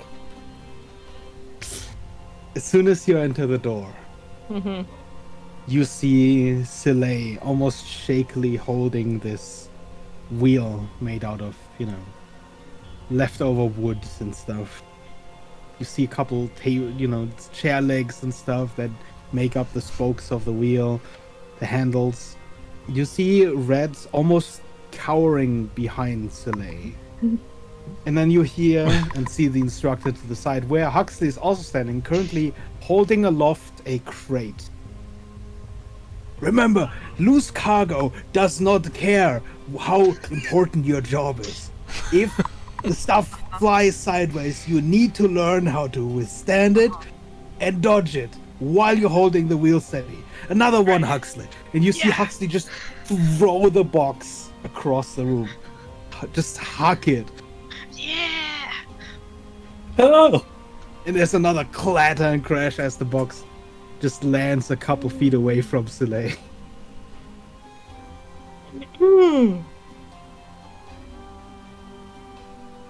Oh, Evelyn, good. Do your Sorry bubble thing. for- Do the magic bubble thing. Sorry for interrupting. You gonna Again? throw some boxes at us too? Absolutely not. Actually, I thought we should leave this afternoon. Leave where? Well, you wanted to get real training, so Oh, like just bumped up the schedule. leave. Oh, Oh, sure, I guess. okay, yeah. The sooner the better. Oh, you've found the airship already? You have a running airship? no, yeah, we're just going to maybe. go head out and throw boxes at people. Oh, well, there's plenty No, of we're not boxes here. supposed to throw boxes. That's what he's been teaching us. Yeah. It's about dodging loose cargo. Or tying it down in the first place. Yeah. Right, so I'll need help tying things down then. Yeah, okay. Well, I'll see you back at the at Quartermain's.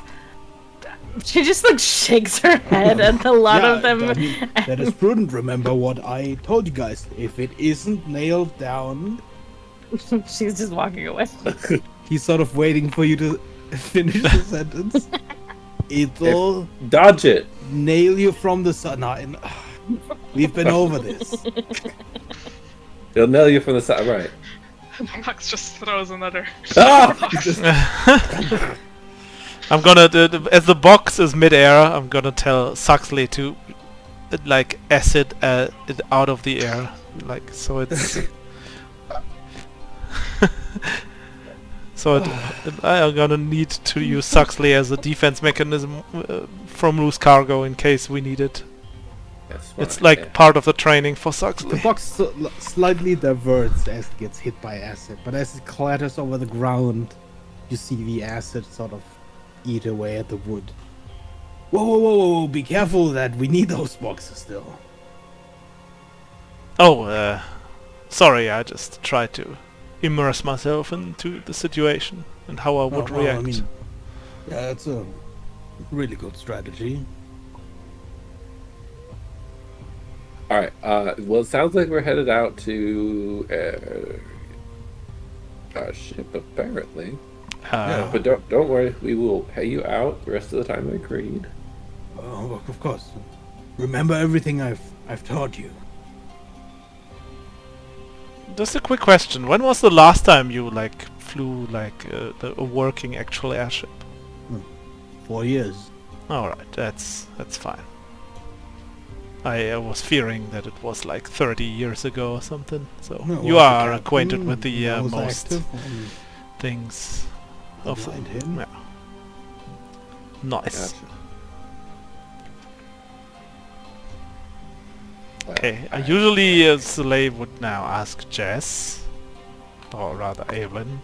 She was successful with getting a certain voice and would take back the amulet, because before they leave, he would like go out to the streets real quick and find like the next best young girl, not girl, young woman, and would try to convince her to talk into the box by telling like this super sad story about a girl that is like mute and needs a voice, and this device would help her to like talk, and if you could borrow the voice so this poor thing could finally talk for the first time in forever or something. Jesus Christ. For the love of God, Soleil, just pay the lady. Yeah, he would pay them for that. He would be like, you also get a little bit of money for it if I could like give this nice person a voice again after such a How long much time. do you pay?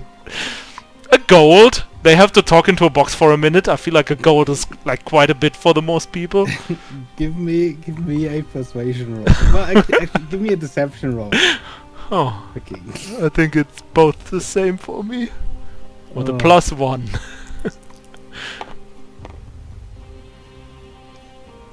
Oh, that was so close to a natural 1, but this way it's a 17 actually.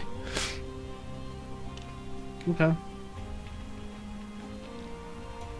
Because I need one female voice to like do my Leia impression if I need it. Until Jess gets back, was there any other preparations you guys would do before, you know, you'd have to head out? I think we did most of the things, right? Oh yeah, I would hire one messenger. Are there like people I can hire like to send a message? In what way? How far? I just wanted to send a message to my friends from the mines that I will be gone for a while now, so they don't Yeah. like miss me when I'm not showing up all of a sudden. You could certainly leave a message for them with the office and such. Yeah, that's what I would do. But that's all. Just so they know that I'm not gone missing, that I'm just Okay. going on another journey. Yeah, same thing for like family and whatnot. I'm back, sorry. Welcome back. And then pack, I suppose. Go back, change the vent into a gas cloud and whatnot. So, Uh, Evelyn, did you get the voice? I attempted to, but it seems that there are some magics that keep his voice from being copied. place. Well, I feared so. She hands the box back to Soleil. Can I do, because I know that she's been very close to Vidar, Can I do like some kind of insight check on this one? Yeah, you can give me an insight check. And A deception, I guess, from Evelyn. Evelyn, give me a deception roll. Is it deception or persuasion? It'd be sort of deception. Oh, I have a decent roll actually. With advantage, because it's sort of a subject that I'm assuming Yeah. that I wouldn't know much about. The 6. I rolled a 24.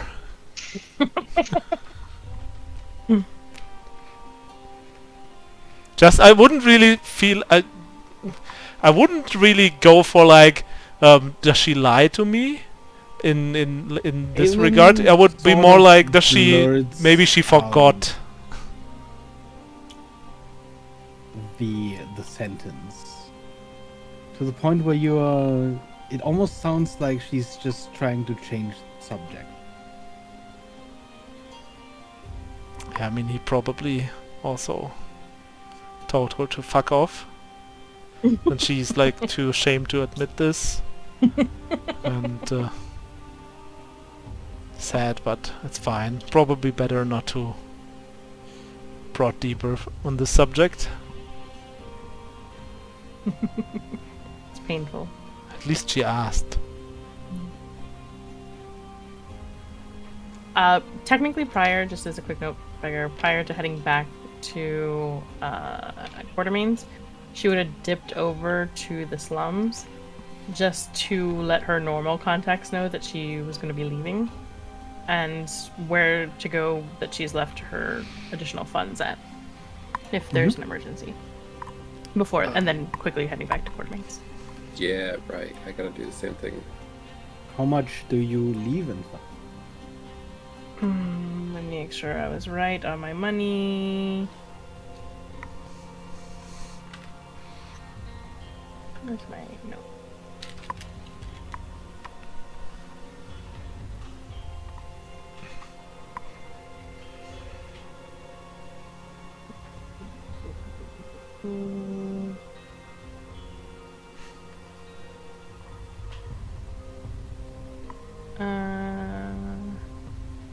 What did I say? I think she would leave like 10,000. Okay. Yeah, 10,000. Yeah. For remaining funds. And no, 15. 15. Okay.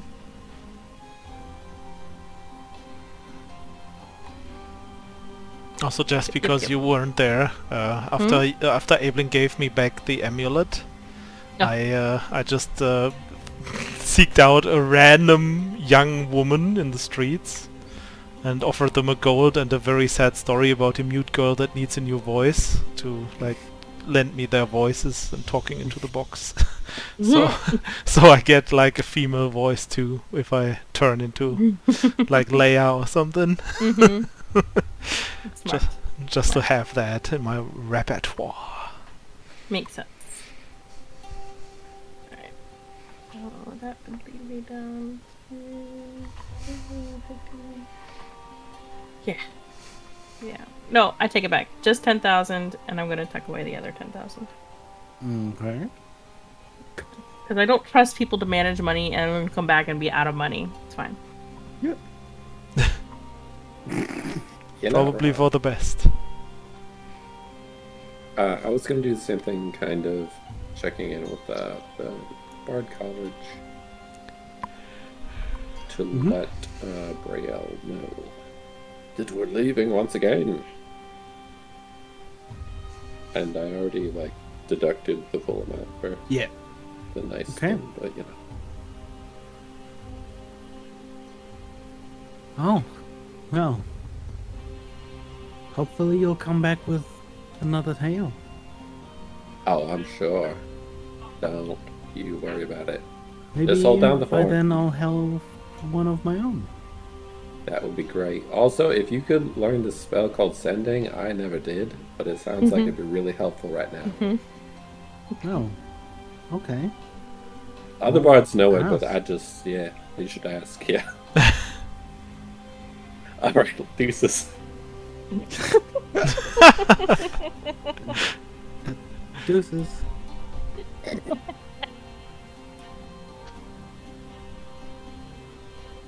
And we're off.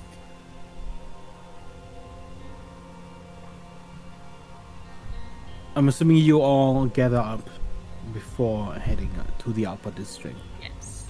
Then, as a group, you'd take the familiar chain lift ride up to the upper district. And after a very short walk, you'd arrive at the manor of Vidar.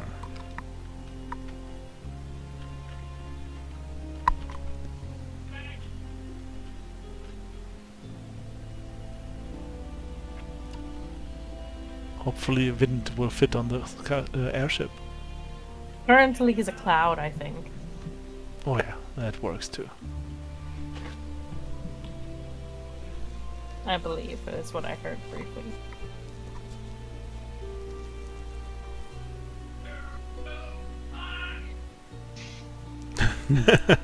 Hey, go close my door. 1 second.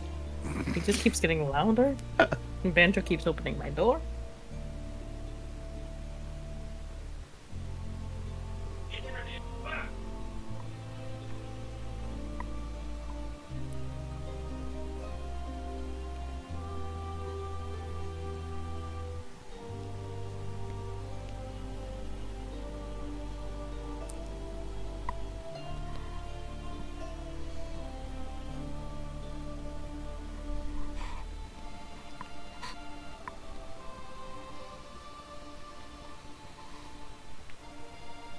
Alright, back. Nice. Welcome back. Banjo Yes, only opened my door 3 times while trying to shut it. event is the cloud, yes. Yeah, okay.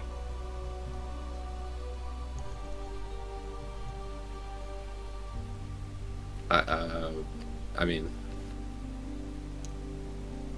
You knock on the door, as yeah, usual. Yeah, yeah.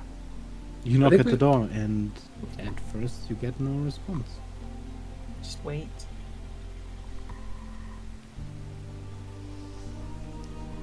So, everybody excited? It did seem like we were supposed to be heading back to Vidar's, right? Yep. Okay. It should be interesting. Yeah. I can't wait to see what you've learned. It sounds really sarcastic for some reason. I'm really trying not to. I'm sure you learned so much in a basement on how to fly an airship. Well, it was only a week, so probably not, but if I'm honest. It's better than not thinking about stuff that- like that at all. It's not that much different from other vehicles. You hear this faint, and then the door creaks open slightly. Ah. Well, it has not exactly been a trivial matter, but the construction of the airship has concluded. By all manner, it is ready to lift and fly. Let me show you what your efforts have brought first. And then Vidar, instead of opening the door further to let you into the mansion, instead steps out and begins walking along the street. I'm going to follow him. For several minutes you follow Vidar along the wide marble streets, past the walls of the mansion and its adjacent gardens, until you reach another structure of high marble wall. Curiously, despite the high windowless walls, the structure does not seem to have a roof when you saw it. Vidar stops in front of the structure at the center of the roadside wall, where a large double-sided gate marks the entrance. The gate does not have any door knockers, nor does it appear to have any handles. Instead, Vidar simply walks up to it, places his hand on the door, and whispers a few words, and the gates swing open. Through the gateway lies a large open space, metal flooring ringed by the wall, and indeed the space is open to the sky. Along the walls of this yard you see several crates and cranes and other equipment, but what catches your eyes at the center of the yard is a ship made entirely of glinting silvery mithra.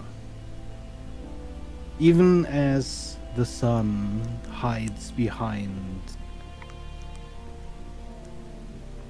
a thin veil of white clouds, the ship seems to shimmer in the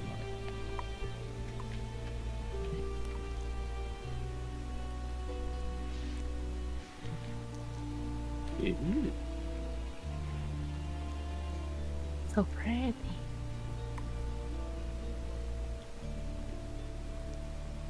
Quickly make sure I've resized you to the correct size.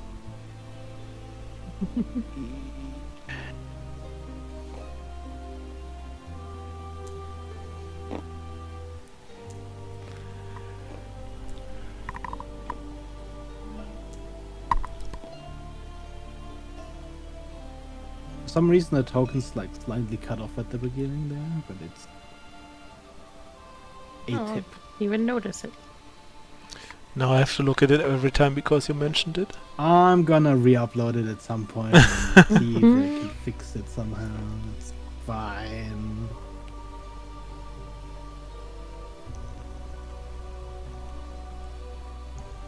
And we'll kind of like glance around it, kind of taking a couple of steps in either direction. You see Vidar walking towards it, and as he reaches sort of the front of it, you see him simply misty step up to the bow. I'll use my wings and fly up. I follow him with Misty Slip. High broom. Offering Huxley a seat on the broom as well.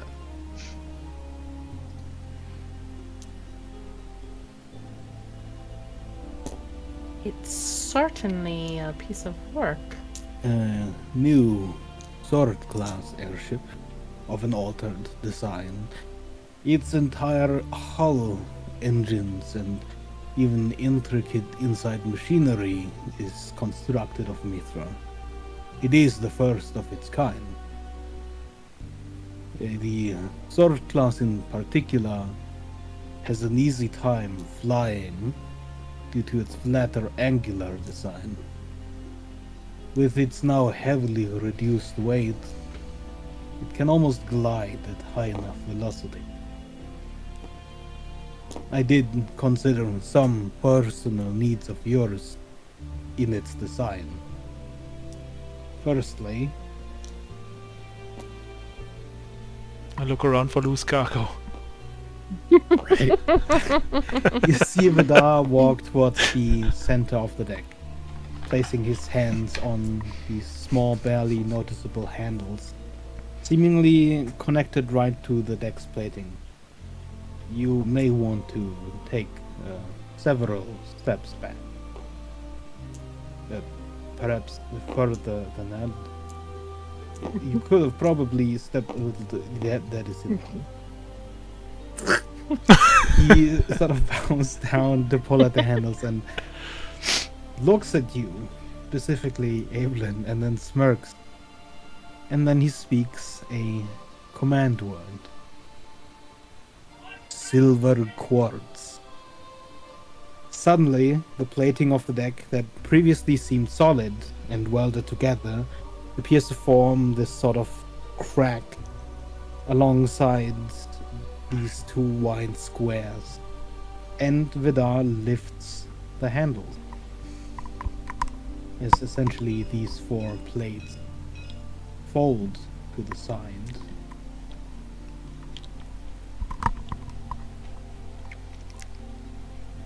Ah, And beneath you see a larger space. that will certainly come in handy. That's a bit, right? That's what we're. It is a hold for larger things, such as your construct.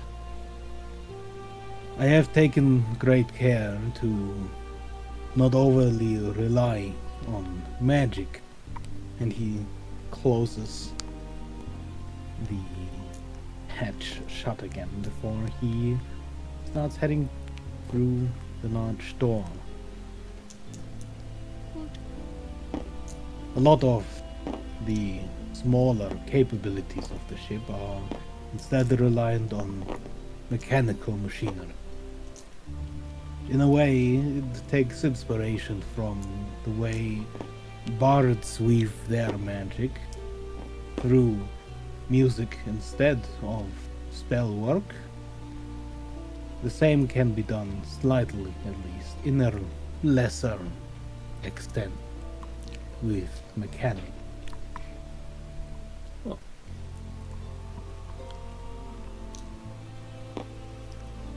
Feel free to take a look around the airship. It's space you should be familiar with in the coming. Below us is the lower deck where you will likely spend most of your time while we are on board. There is a cargo hold, a kitchen for personal needs, and of course, in the lowest deck, the engine.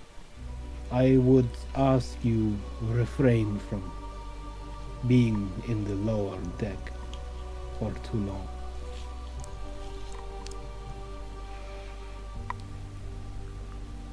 Why? He takes a long look at you and Huxley in particular. Wow. The engines are very intricate machinery, and although they are made of mithril, they are not immune to becoming damaged. How loud is it there? It's probably not on right now, but like I would ask It that. depends on how many of the engines are running. At first, there is a problem we need to take care of. At first, we will only run 2 engines, much like the Lightning Rail does. But the faster, the further, and the more unstable things become, the more engines we will need to run.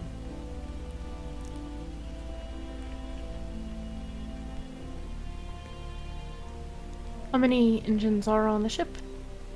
In total, there are 8 main engines. There are 9 if you count the singular auxiliary engine, but we should never, hopefully, have to use it.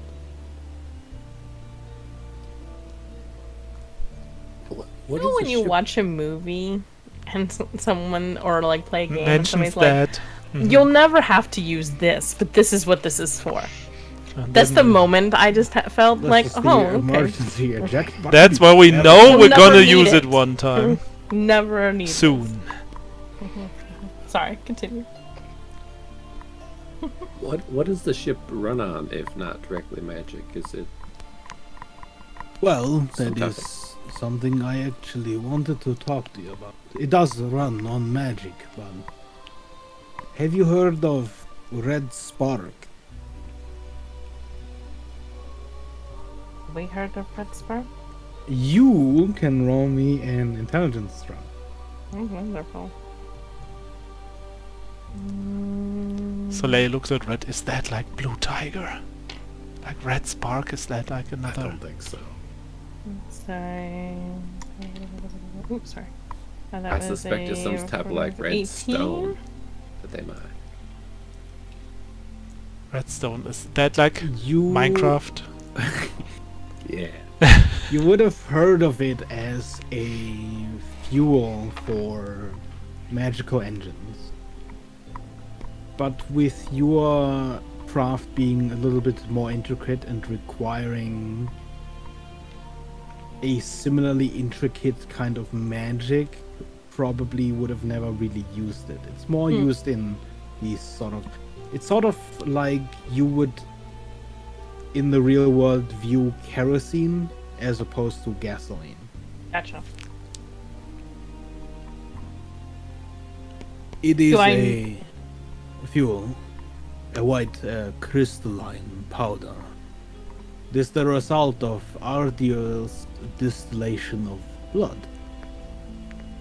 Blood, as you well know, he throws a heavy glance at Evelyn, carries a measure of a creature's magic.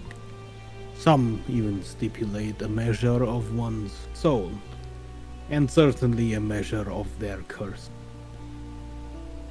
This magic is largely what enables such arts as blood magic, and in a way it can be seen as a portion of a creature's life essence. If you concentrate this magic and separate it from the blood, you get red spark, a fuel for Magitech engines and machinery. As I'd mentioned before, this ship runs very similar to the way the lightning rail does, and the lightning rail too runs on red spark. When a creature dies, the blood harvested during or after its death contains the most of the creature's magic. It is commonly known as last blood. In the future, as we travel, if opportunity arises, I would like you to collect that blood whenever you are able. The place we are headed to first, south, is the home of the man who owns the largest pastures belonging to Polythreme. A man who proclaims himself the Baron, likely in mockery of Antogark. At the moment we have very little fuel.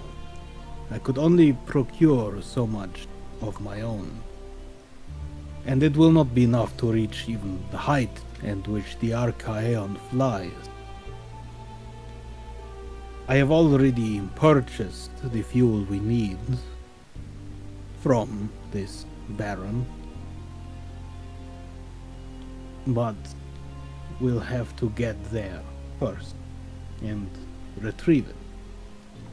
For several years, I would assume this man has gathered last blood from the millions of cattle slaughtered over the years, and he has been supplying the lightning rail.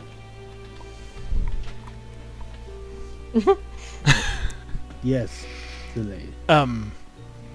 About this blood, is it necessary that the creature has magical talent? And does it have to be a humanoid creature, or if we fought a monster, for example, that could use spells, would that also work? Or does it have to be like red blood, or like if a creature has green blood, does that work too? And just like all these questions. Every creature has its own measure of magic. Blood, you can consider, is merely the vehicle that is easiest for us to collect. Certainly a undead or construct has a similar amount of magic in itself, but it would be much harder to extract and harvest as it would be if there was a measure of blood All quickly right. drawn and easily distilled. So this makes it easy. Whatever we kill that has blood in it, we just harvest it, right? We don't have to like look if it's No. good or not good or whatever. If you can, of course. All right. Please continue. Sorry for the interruption. Well, I was pretty much about done. We have a little fuel right now, it will get us there, and then hopefully we'll have the fuel to reach the Archaeon, which, according to my estimations, is pretty far away. We'll probably have to stop at the observatory just to pin down its location. That makes sense to me. Were there any other questions? What exactly is our plan when we reach that observatory? Not the Archaeum. Like, Well, first we will have to gain entry. I do not know how hard that will be. It has been a few years since I've seen my colleagues. If Orvaith is any indication, it'll be troublesome. yeah, he said the entity who's in charge of this whole thing is not really your Yeah. typical. Yeah, it's not really your typical person to just deal with. They think on a very different level, as far as I understood. Yeah. They do. The Archon is I suppose, a higher entity than most mortal minds would be. It is, after all, the union of two minds, two former archmages of the Academy, into one new being. I would say, theoretically, their capabilities must have at least doubled, likely more than that. I had a question about the ship itself. I suspect we may be traveling over the Blight. Do we, by any chance, have defenses against that, other than height?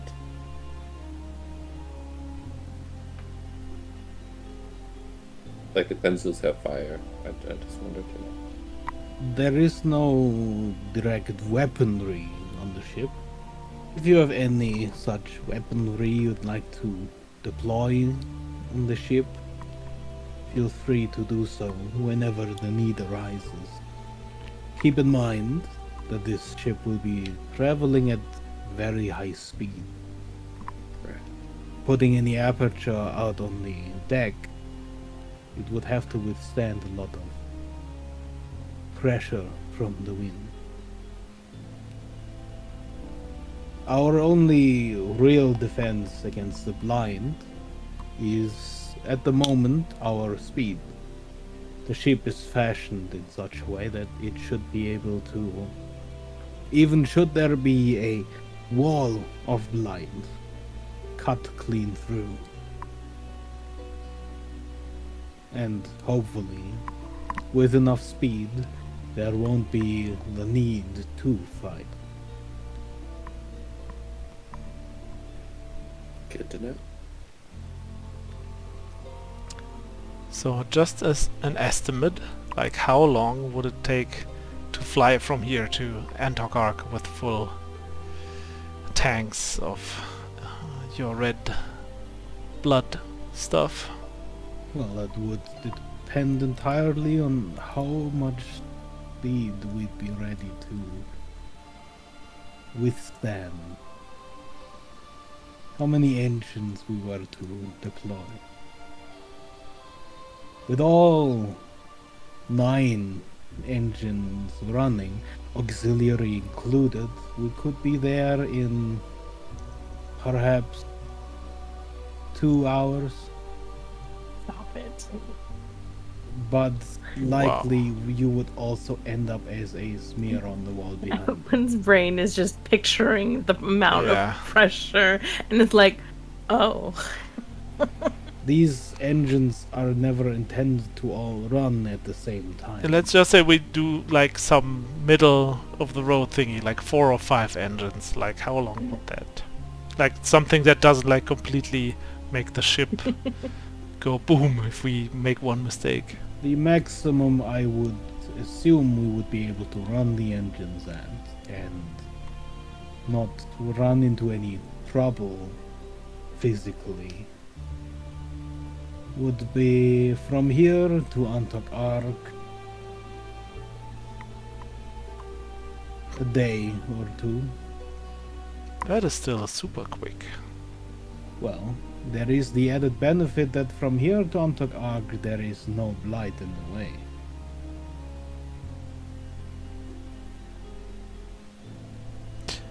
You see, like in Slay's eyes, for a moment there's this like super amazement, like he's super amazed by all of this, and then he seems to notice who he talks to and he tries to push that back a little, and he's like, oh well, seems decent. This vehicle is made to essentially run quickly through thick molasses sludge. Of course, once you run such a vehicle on the road, it is very fast. But of course, how often will we encounter a clear road like that? Yeah, unlikely. Well, we do from here to Antagar.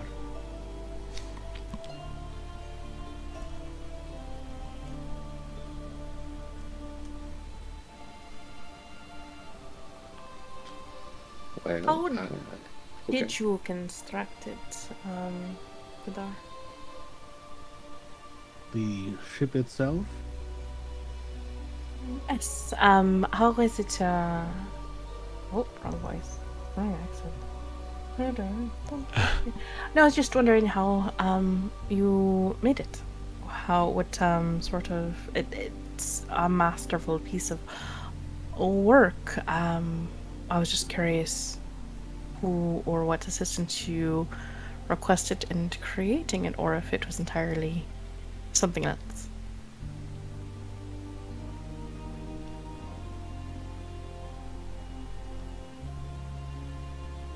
Roll me an insight check. Listen, she's looking at all of like the work here and is like, dude, this is a lot. This is like masterful work here. But she's mostly distracted though, so her insight's only 11.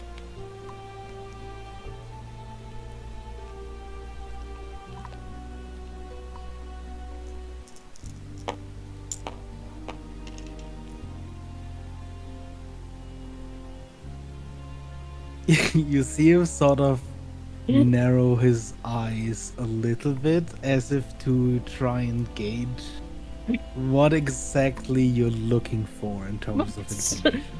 Like, honestly, it's more as somebody who is constantly creating things, just like admiring somebody else's work and trying to figure out, like, this is a lot of work and a lot of metal work, and it's very good metal work.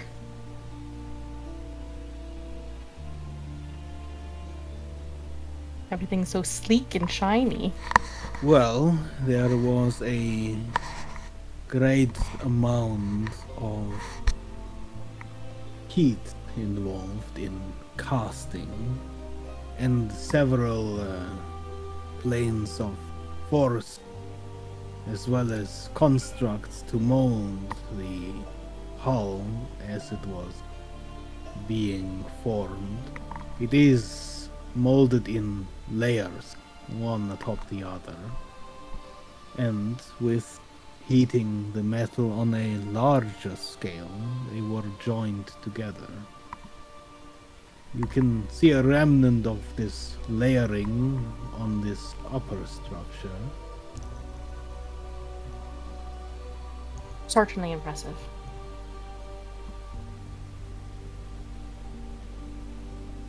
It required a fair amount of magic.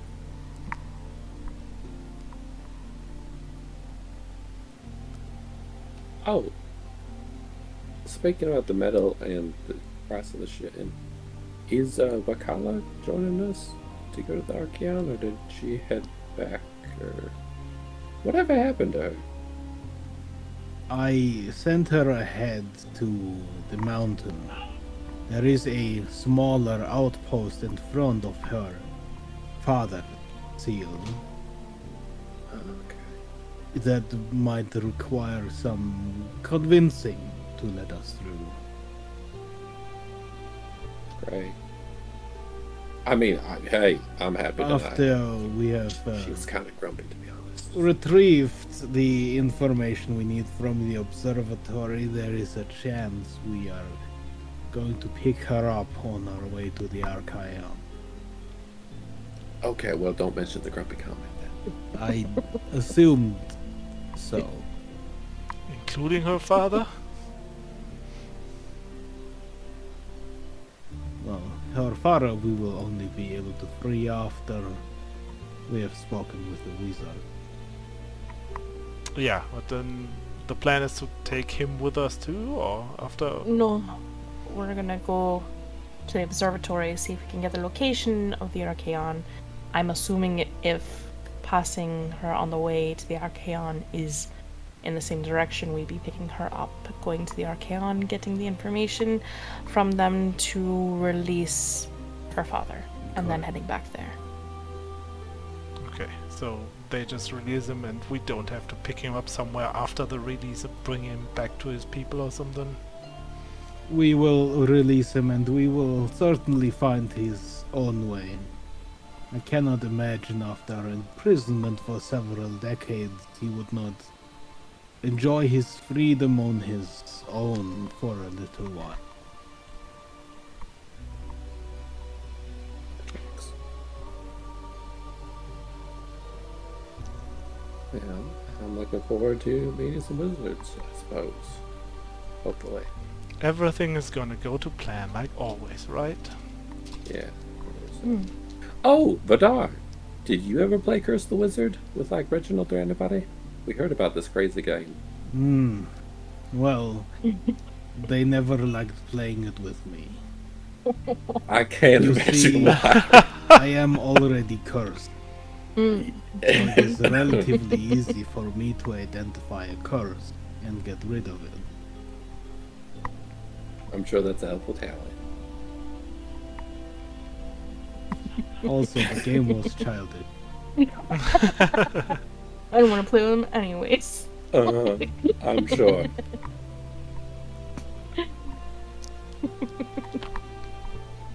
Well, I'm excited to see the second deck. If it's okay, I'll head down and explore. Of course, take you a look around.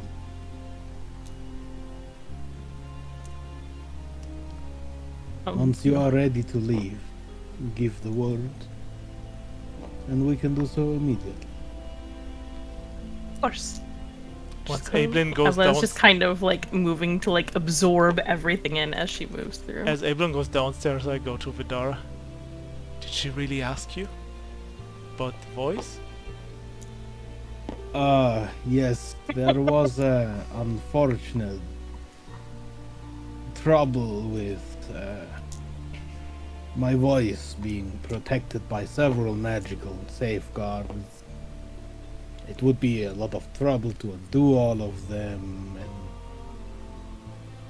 And I see. is there anything specific you require my voice for? It is a very unusual request.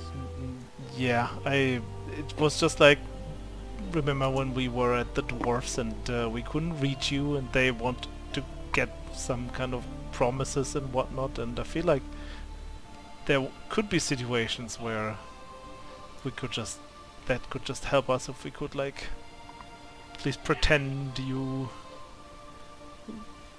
would give us your blessings for things that we are trying to do for the greater good, of course. I would not like Right. use this for. Well, in the future, I expect we'll be working a little closer together.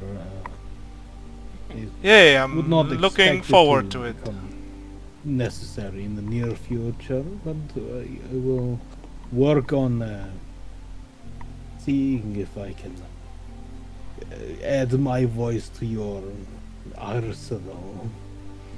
Right. I just wanted to make sure that I felt like Ablin was a little bit weird about it. I felt like she might have forgotten to actually ask you, and Oh no, she was a little bit of ashamed or something to admit that. But if she actually asked you, it's cares greatly about her companions. holy Yeah. shit! Can I make an inside check about this? Yeah, go ahead. Because this, I don't know. I mean, she kind of does, but also I'm not sure about this. Well, it's a good roll. Oh no. It's a 24. 19. And I have to actually look up his stats. Fuck. Give me a second. I don't know where I put them. Probably has more than 5 deception, right? We'll see. It's a charismatic guy.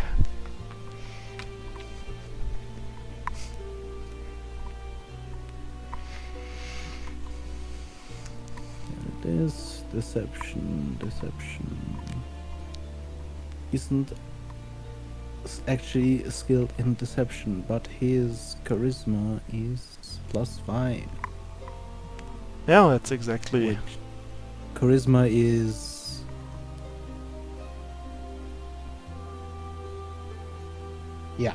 charisma is deception, right? Yeah. Yep. Yeah.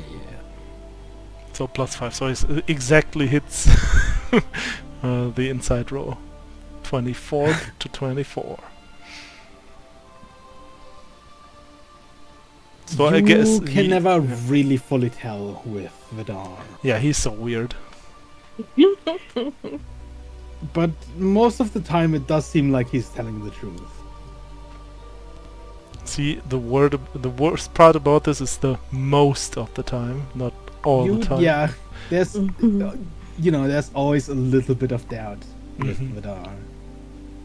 Especially since I'm not really fully trusting him all the way anyway, so I feel like, yeah, something about this is like, yeah, I don't know. He might It- be embellished. Like, things. Vidar saying this sentence about Ablin just sounds wrong, and I just, I don't know, something about this sends shivers down my spine, and I'm just gonna nod to him and just follow my companions downstairs. Yeah, it really comes from a place of love when she tells you she might kill you if you talk to the wrong people. Mm-hmm. It's because she cares so much, you know? So much. So so much. much. So much. Just so concerned all the time. No, if you think about it, if she didn't care, she'd just let you do whatever, right? Because she wouldn't care, you know? Mm-hmm. Sure. I don't know why Huxley's going through the boxes. She texted them, but he was. Bye. It's gonna be random holes in object. Just like teeth marks. What's Yeah, in the I- boxes, for example? There's an engine. That's like auxiliary. Is this the auxiliary engine? It is, in fact. Alan's just gonna like walk around it, not touching anything, because she doesn't want to break something, but just like inspecting everything about it, trying to understand as much as she can. Looking, not touching at the moment. From at least this construction, you can tell that this engine probably produces a lot of heat. This entire structure at the top does seem to be this sort of heat radiator. But you can't quite see beyond this sort of. The engine itself seems to have a sort of hull. And you'd probably have to sort of screw open to actually get a. She's look not at its going inner to, workings. but she wants to. But she's not going to. Yeah, just Her letting you fingers might know. be twitching just a bit, but she resists. The cargo here. What is in there? What can we see? Like, what's in the boxes here? I mean, if you go through the boxes, you'll find general supplies, tools.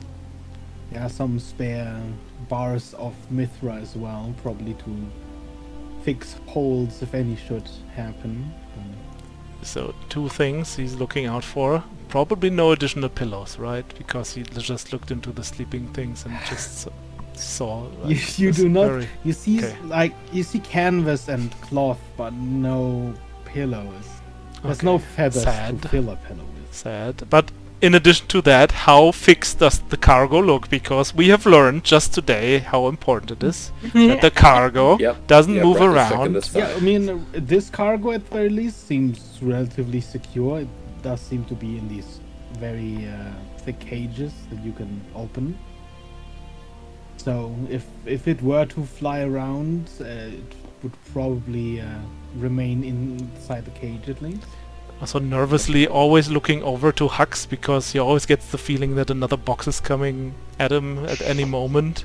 There is Cause- a moment when Huxley lifts up a box to look underneath at something else, and you flinch instinctively as Hux just lifts it up. Don't throw God it. damn it. It's in a cage already, Huxley. It's safe as it is. It's fine. It's not gonna fly around probably. But if it nails me, it flies. Or if it flies, it's not nailed. Well, the bars of the cage are like big nails, so it is nailed, I'm gonna say. Oh, okay. Yeah, if the cargo flies out of there, I feel like we have way other problems than the cargo. We're getting nailed from the side, like that guy said. I think. I don't want to be nailed from the side. Let's. Can we move on? Yeah, sounds unpleasant.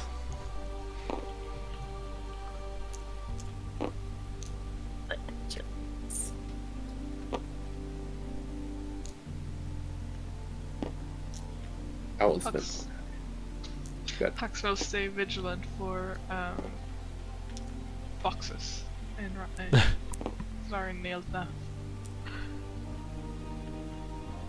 Ooh, bad news when you enter the kitchen, though.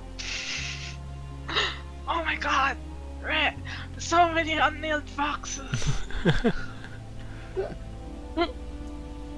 When you scream that, Soleil's gonna follow you into the kitchen instead of following the other 2 downstairs. Is that the navigator? Yeah, you recognize it immediately because you were relatively close to it when you stole its core from the downed airship. It's essentially the exact same construction with Approaching of course, very the slowly, but approaching all the same. exception that it is this time made entirely out of Mithra. You see these same sort of thin tubes from the navigator itself enter into the ground. The only thing that really is missing as opposed to the downed airship is there is no controls directly in front of the navigator. You'd imagine that likely they have been moved somewhere else. Or the thing functions completely on its own.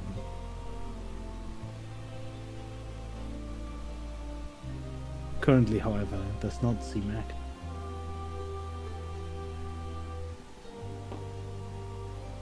Resisting the desire to prod it.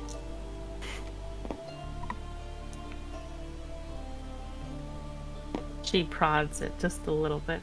And I'm kidding. Nothing happens. Yeah, that's fine. She just kind of like gently like taps or pokes at it. Just Out of curiosity. You think Vadara's gonna sleep in a normal bed?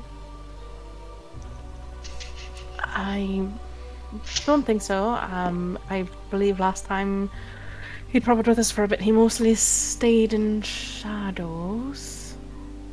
Oh, shadow beds. Interesting.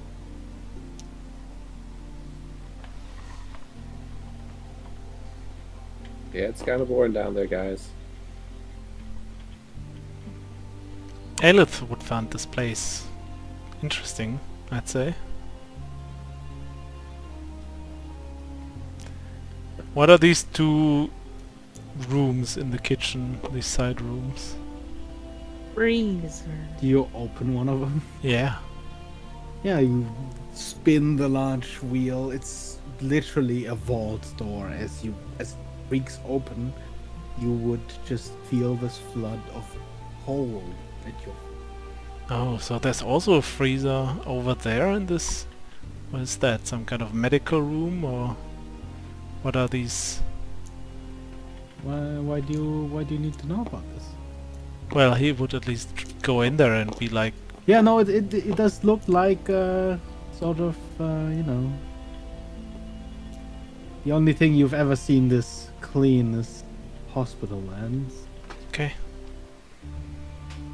So There's a lot there's a of- freezer in the there's sort of medical room to... Rails along the sides. in case we find dead It has, bodies. like, ropes too and stuff. That's definitely a room where Soleil is like... do I even want to know? Probably not.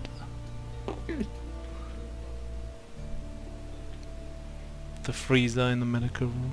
Maybe for medical equipment that needs to be cooled down. I don't know. Yeah. Of There's a course, of freezer? course.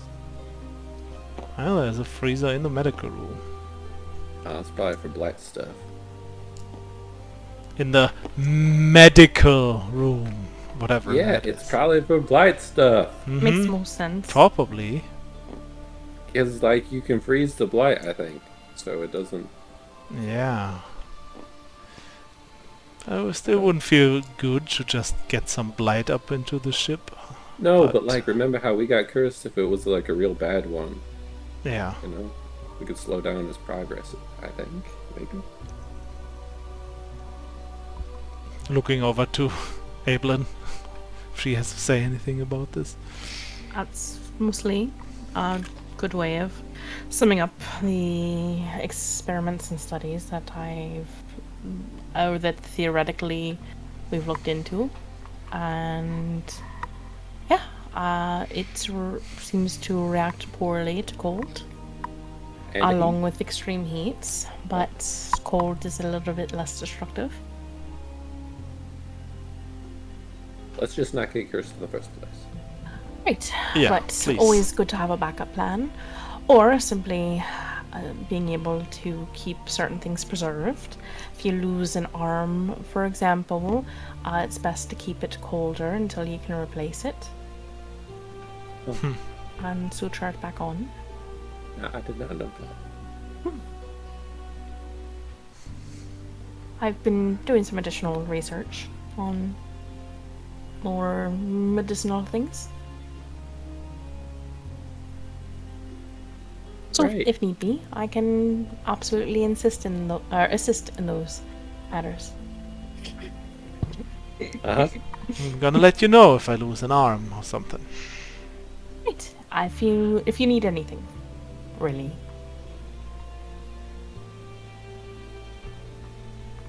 And this must be the kitchen. Very nice.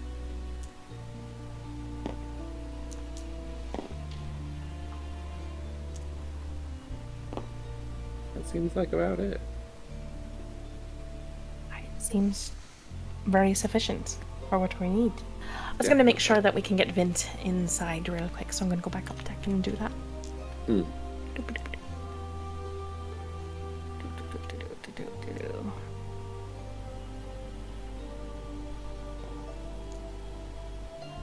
I think we're just about done inspecting things. Just going to make sure that Vint is boarded on. Of course. Slater. Silver quartz. Push.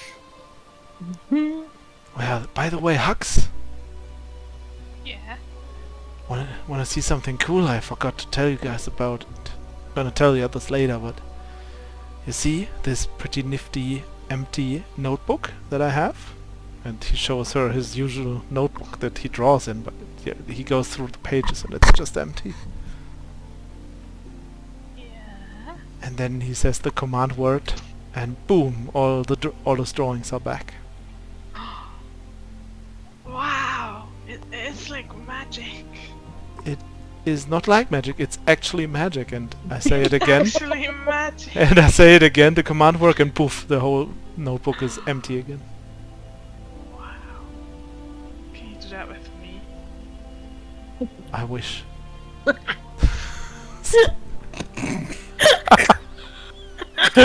does that mean? I can't tell. Was So that an insult or? Because that would be cool. Oh no. Can we get Vint inside? Yeah. Oh, baby, he's here. Oh lord, he coming. Oh lord, he. There.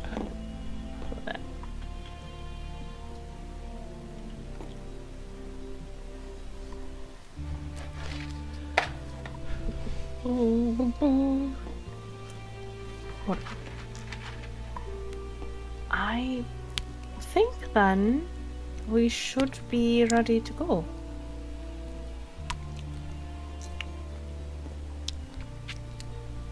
Yeah, Red, let's get into position.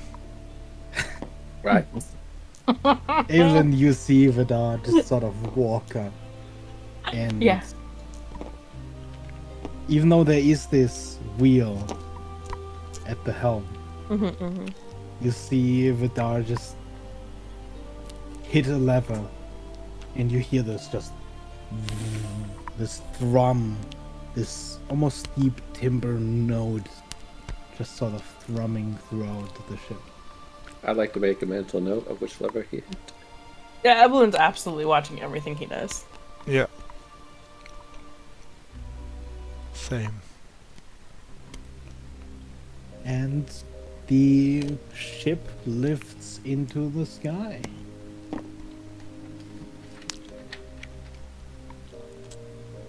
And as it does, you see Vidar just kind of leave.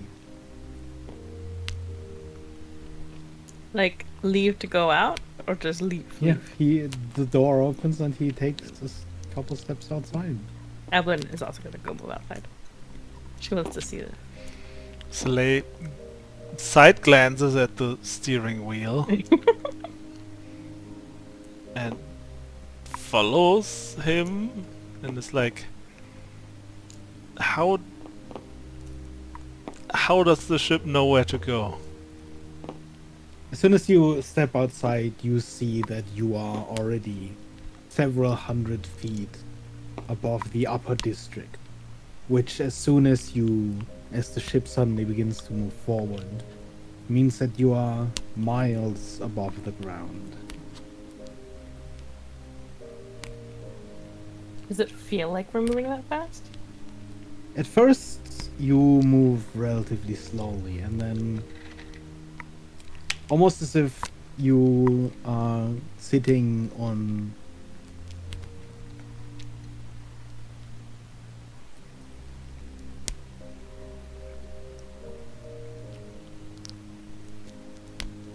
Hello? Hello? Hello? Hello? You back? Hello? Hello? Oh, can you Mr. hear us Robot? better?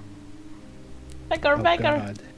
Oh. Oh, No, Oh, no. the disconnect.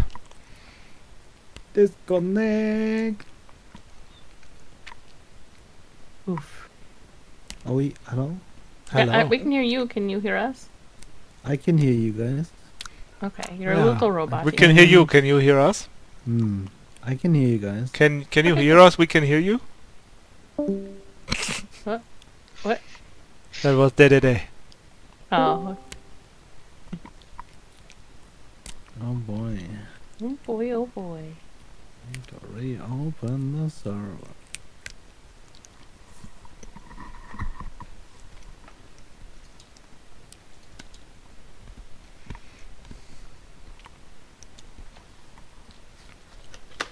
Because we flew out of the city. Scene change. Yeah. We left the Wi-Fi range. That's why we DC'd. Being disconnected from Bluetooth and had to No. My data. No. Had to turn on airplane mode.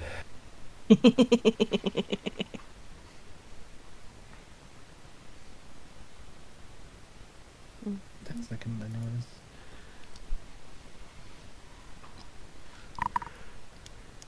Would I have had time to heal Vent back up overnight? How much damage did he take? It was pretty low. I cast one chill touch on him. So Was Chill he's Touch a down cantrip? currently. It's a cantrip. He's currently down. He's at 68, based on me doing the one chill touch the previous day. So I don't know theoretically how much I could have healed him for. Couldn't she just spam it for like 2 minutes and then he's healed up It's a again? lot of energy to spam Mhm. cantrips all day.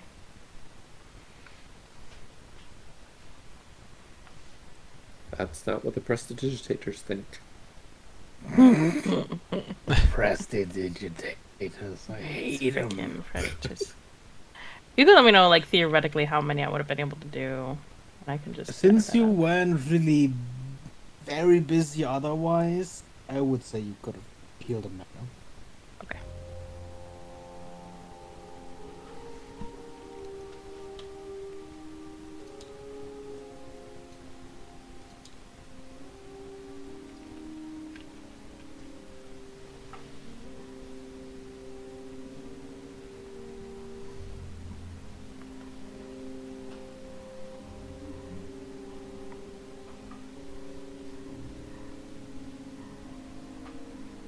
Is everyone loaded, or are we still in Yep. purgatory? Just reloaded. Okay. Yep. Good, good, good.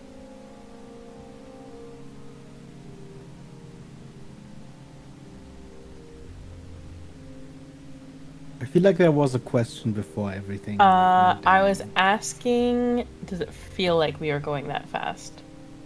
Oh yeah.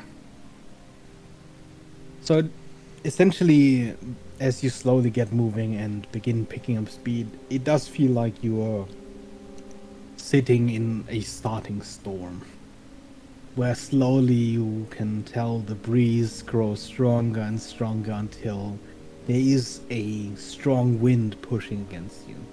It doesn't feel unfamiliar. You've felt similar when you were riding on the rock in Antogak. And Soleil asked, how does the ship know where to go? There is a construct in the lower deck, specifically by the engine.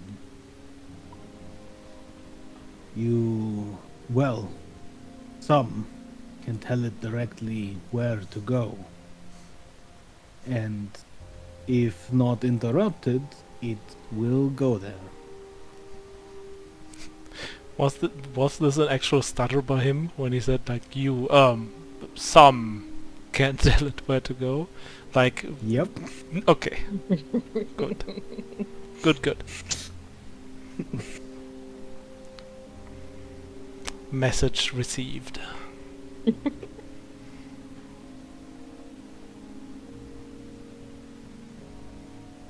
As soon as the ship begins gliding off of Polythreme, you can already tell it's already somewhat beginning to descend. As you look at the ground, or at least lower beneath the ship, you can tell you are going relatively fast. It's similar to the speed you would have had when you were wind walking towards the city.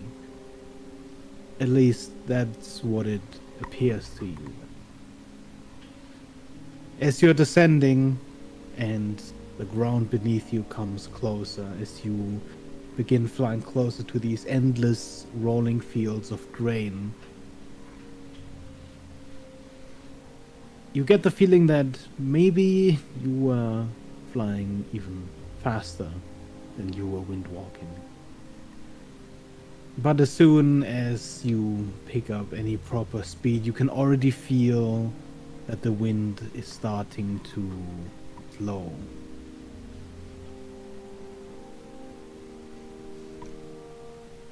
And several minutes later, the ship begins to descend.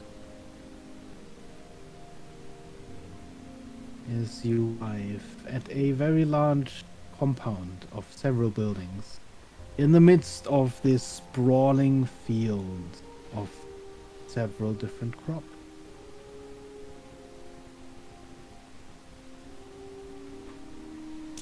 If we look back, can we see the mountains around Polythreme and get a gauge of roughly how far we might have traveled?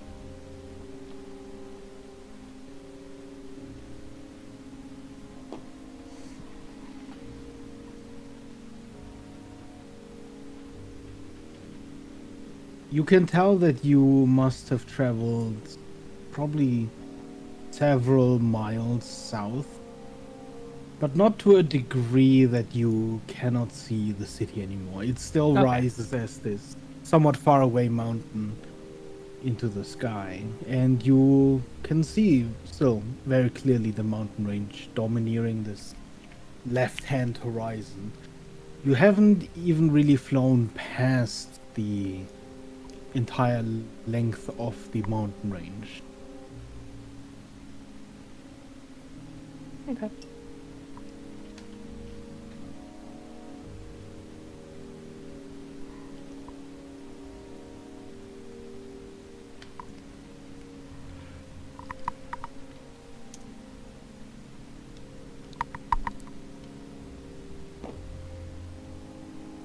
Almost as soon as you land, you see workers filing out of this somewhat largish warehouse and stare at your craft.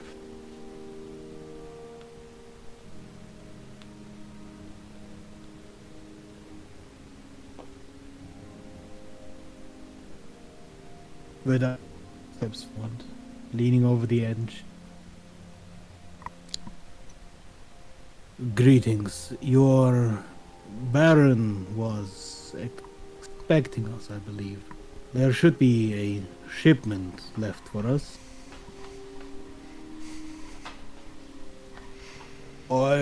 Yeah, we have you, and sorry, and been a while since we'd seen a ship come out of the sky. We'd have been told, but it's a little different to see.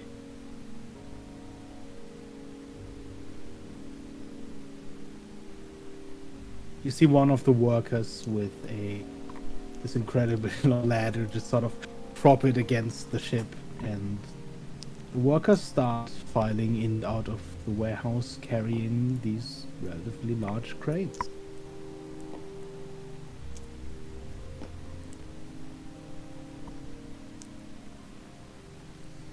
Hey, the Baron wanted to see you a lot. I think you want to discuss further plans in the future, have food and such.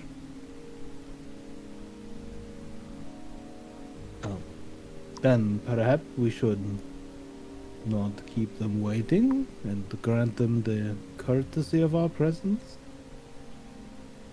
He sort of looks at all of you as he says this. Of course. Swoopity swoop. I'm gonna turn into Leia and follow my master, Ablin.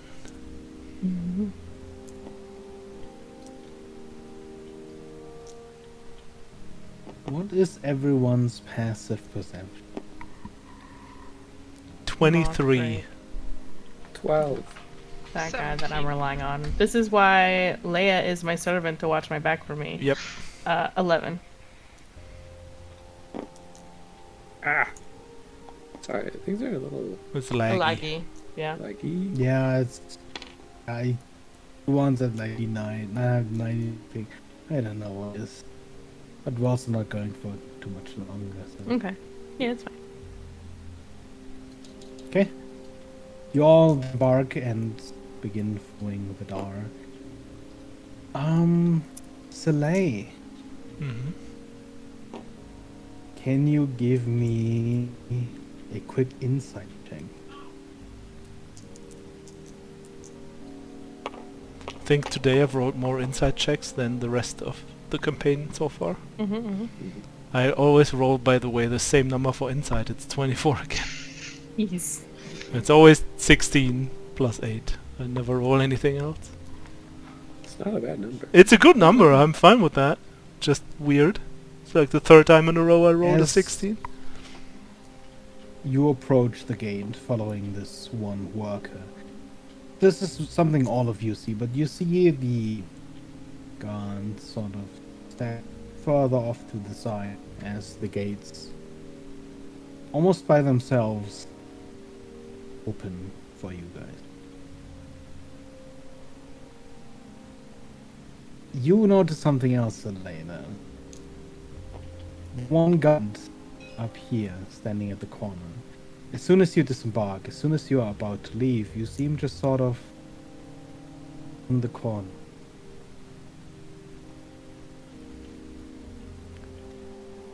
Evelyn, something is very weird. These guards act strange.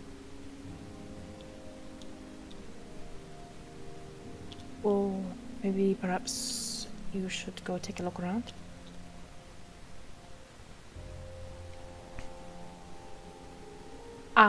Leia, I forgot something on the ship. Would you, my bag, could you go grab it for me? Sure, my lady. Oh, you think he'll want music? I should have grabbed my instrument. Hey, well, hang on one sec. As soon as we like break line of sight,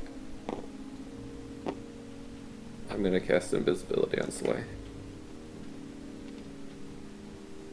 I'm gonna hope they remember that they can obviously get Vent if need be. But I trust Rat. And then, well, Ooh, this is getting out of hand. Sorry. You're fine, you're fine. I can see why we have probably Was lag that with all the... Sure. No, On my table? No. No, it's the 700 ping, 900, 700, 300 ping you have at the moment. The constant flux. yeah. It's great. No, it's good. I'm excited. Just to make sure, there is a fair bit of distance between the entrance here and the gate here. There is sort of alleyway between two buildings. So these are not actually adjacent. Right. That's perfectly fine. Eblin will continue to move with Vidar, trusting that these two will let her know. When will peel off? Before you entered through the gate? Probably, because she told them as soon Yeah. as he said that. Yeah. Because To go back and Soleil get saw her this bag. one guard move in a weird way, just hiding behind the corner, and he was like immediately going into Ablin's ear, like something is very weird Okay. here. But as soon as like I cast invisibility, I give it just a minute or two and like actually grab an instrument, and then I leave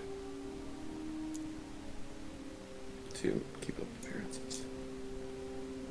Man. Yeah, as you would return, you see guards had already returned to the place. This time, as you pass by, they don't move to the side.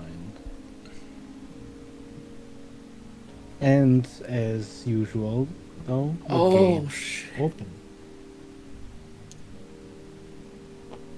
And it closes as soon as you're through. Oh, man, it's okay. I don't know if Brett's smart enough to think about Evelyn having seen visibility and detect magic out most of the time. She does. She's got her Yeah, I know that you do. true sight up, but yeah. Can Rhett put together that the guards would have moved outside that range as we came through, and they didn't for him? Is that a reasonable roll I should make, or not, do you think? I mean, that depends on you. You did make connection. Could Yeah, roll I'm for really it. intelligent. You know, she probably, like, as for normal, I know, whenever she goes into yeah. a situation, purposefully pulled her goggles down. That is a good roll. Rhett's feeling on today. He, like, looks at the guards, sees that they don't move, thinks about Evelyn going through, and they did move, and he's like, this is fucking sus. This is sus as fuck. Especially after Soleil said like something fishy Yeah. is going on, and he's like, "Yep." So as soon as I catch up, let me know.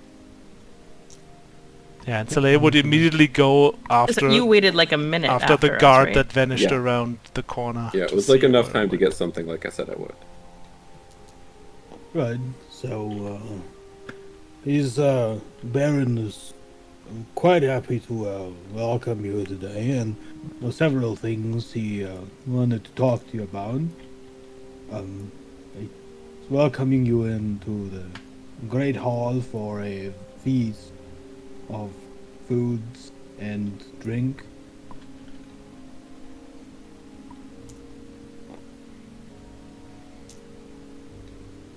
I'm gonna let you move just because I'm a smidge laggy, but yeah, Evelyn's pretty much staying with Vidar as they walk.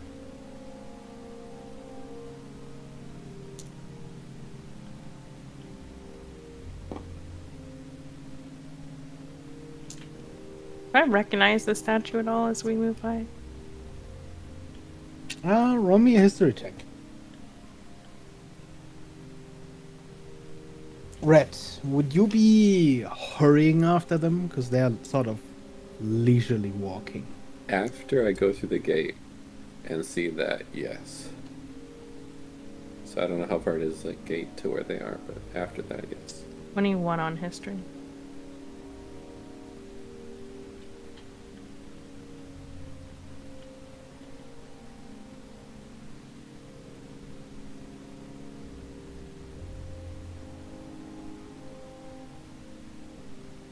You would have probably read about this figure in a more local hero kind of context in terms of history around Polythreme and surrounding lands.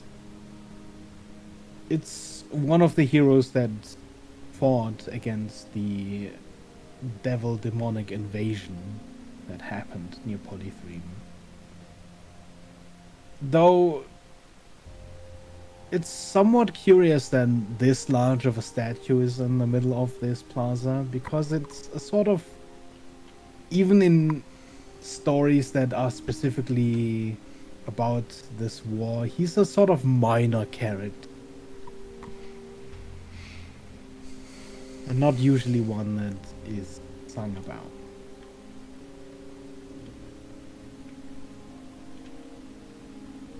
I'll mentally clock And as that. you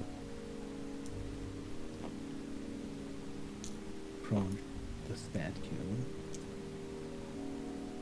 Rhett, you would probably just arrive, coming through the doors, following your master. When Mm-hmm.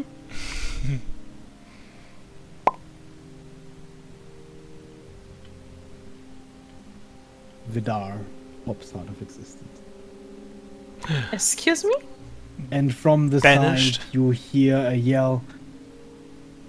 We got him! And that's where we're gonna enter a session. No!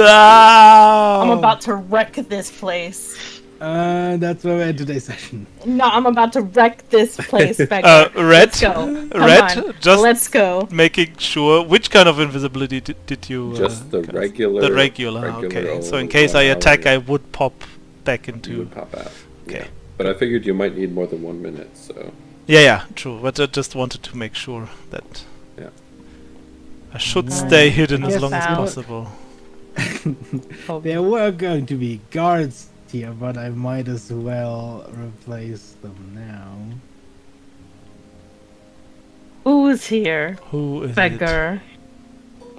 it? Ooh, No, it's these the machine stupid heart. people. The machine People. heart. That's who this is, right? Right? Yeah. Yeah, likely. Is that what they look like, Beggar? Machine heart people? or Well, no? you certainly see some Warforged. Yeah. But are these Warforged or the machine heart? Because those are separate generally, right? These are not the silvers, Okay. Okay. silver constructs. These are definitely more Warforged than anything. But you also have seen Warforged before with the machine hearts alongside this. So not the silver people, but still people that probably are aligned with I'm the going to machine wreck heart. these crappy people somehow. I hate them. Bring me back, Vidar. Give him back right now, sir. You would be able to tell from the way that he vanished. That Was was a magic? banish. I knew it was Banish. That was an ambush banish. Boink. The I need to classic. figure out who the crap cast that spell real fast. Did I hear where the Okay. voice came from? We got him. I'm gonna go smash that person. I'll up. let you. It's I'll fine. give you the rundown It's next fine. time. It's Oh, man. fine. I'm just gonna go beat some people up. I figured it was a good place to end before. Oh, I'm going. Just There's- you wait. there's no Becker. fight, Just right? you wait. I can never set up anything sneaky with a fucking. With these people and their passive perceptions of 20,000. It's fine. I mean, you separated the party. That's like something that is That was valuable. a good, smart call. Salty, the frickin' moving out of truth. Yeah, that was Yeah, a really they good did, call. They Smart. were hidden with an illusion. Yeah. Well, it was actually, it's sort of their class's ability. It's not really Sure, like sure. a spell illusion, but True Sight your would have still. true sight would have still seen through it. So, yeah. Amazing. I was like, Amazing. why are they I was moving? wondering if you'd catch it, like when they did it the first time. No, But, I didn't at all. Yeah. Yeah. I thought when they were moving, It was I thought only it when they wasn't. shifted, they didn't bother Yeah. moving with Rhett that I was like, Yeah, wait that a was second. like weird. Wait a second. When they when they moved the first time, I thought like, oh no, this is like another like manner big freaking mimic again. That they moved away because the mouth opened or something, and I was like, oh boy. But then they didn't open again when Red went through, and I was like, Oh no! oh. We can't even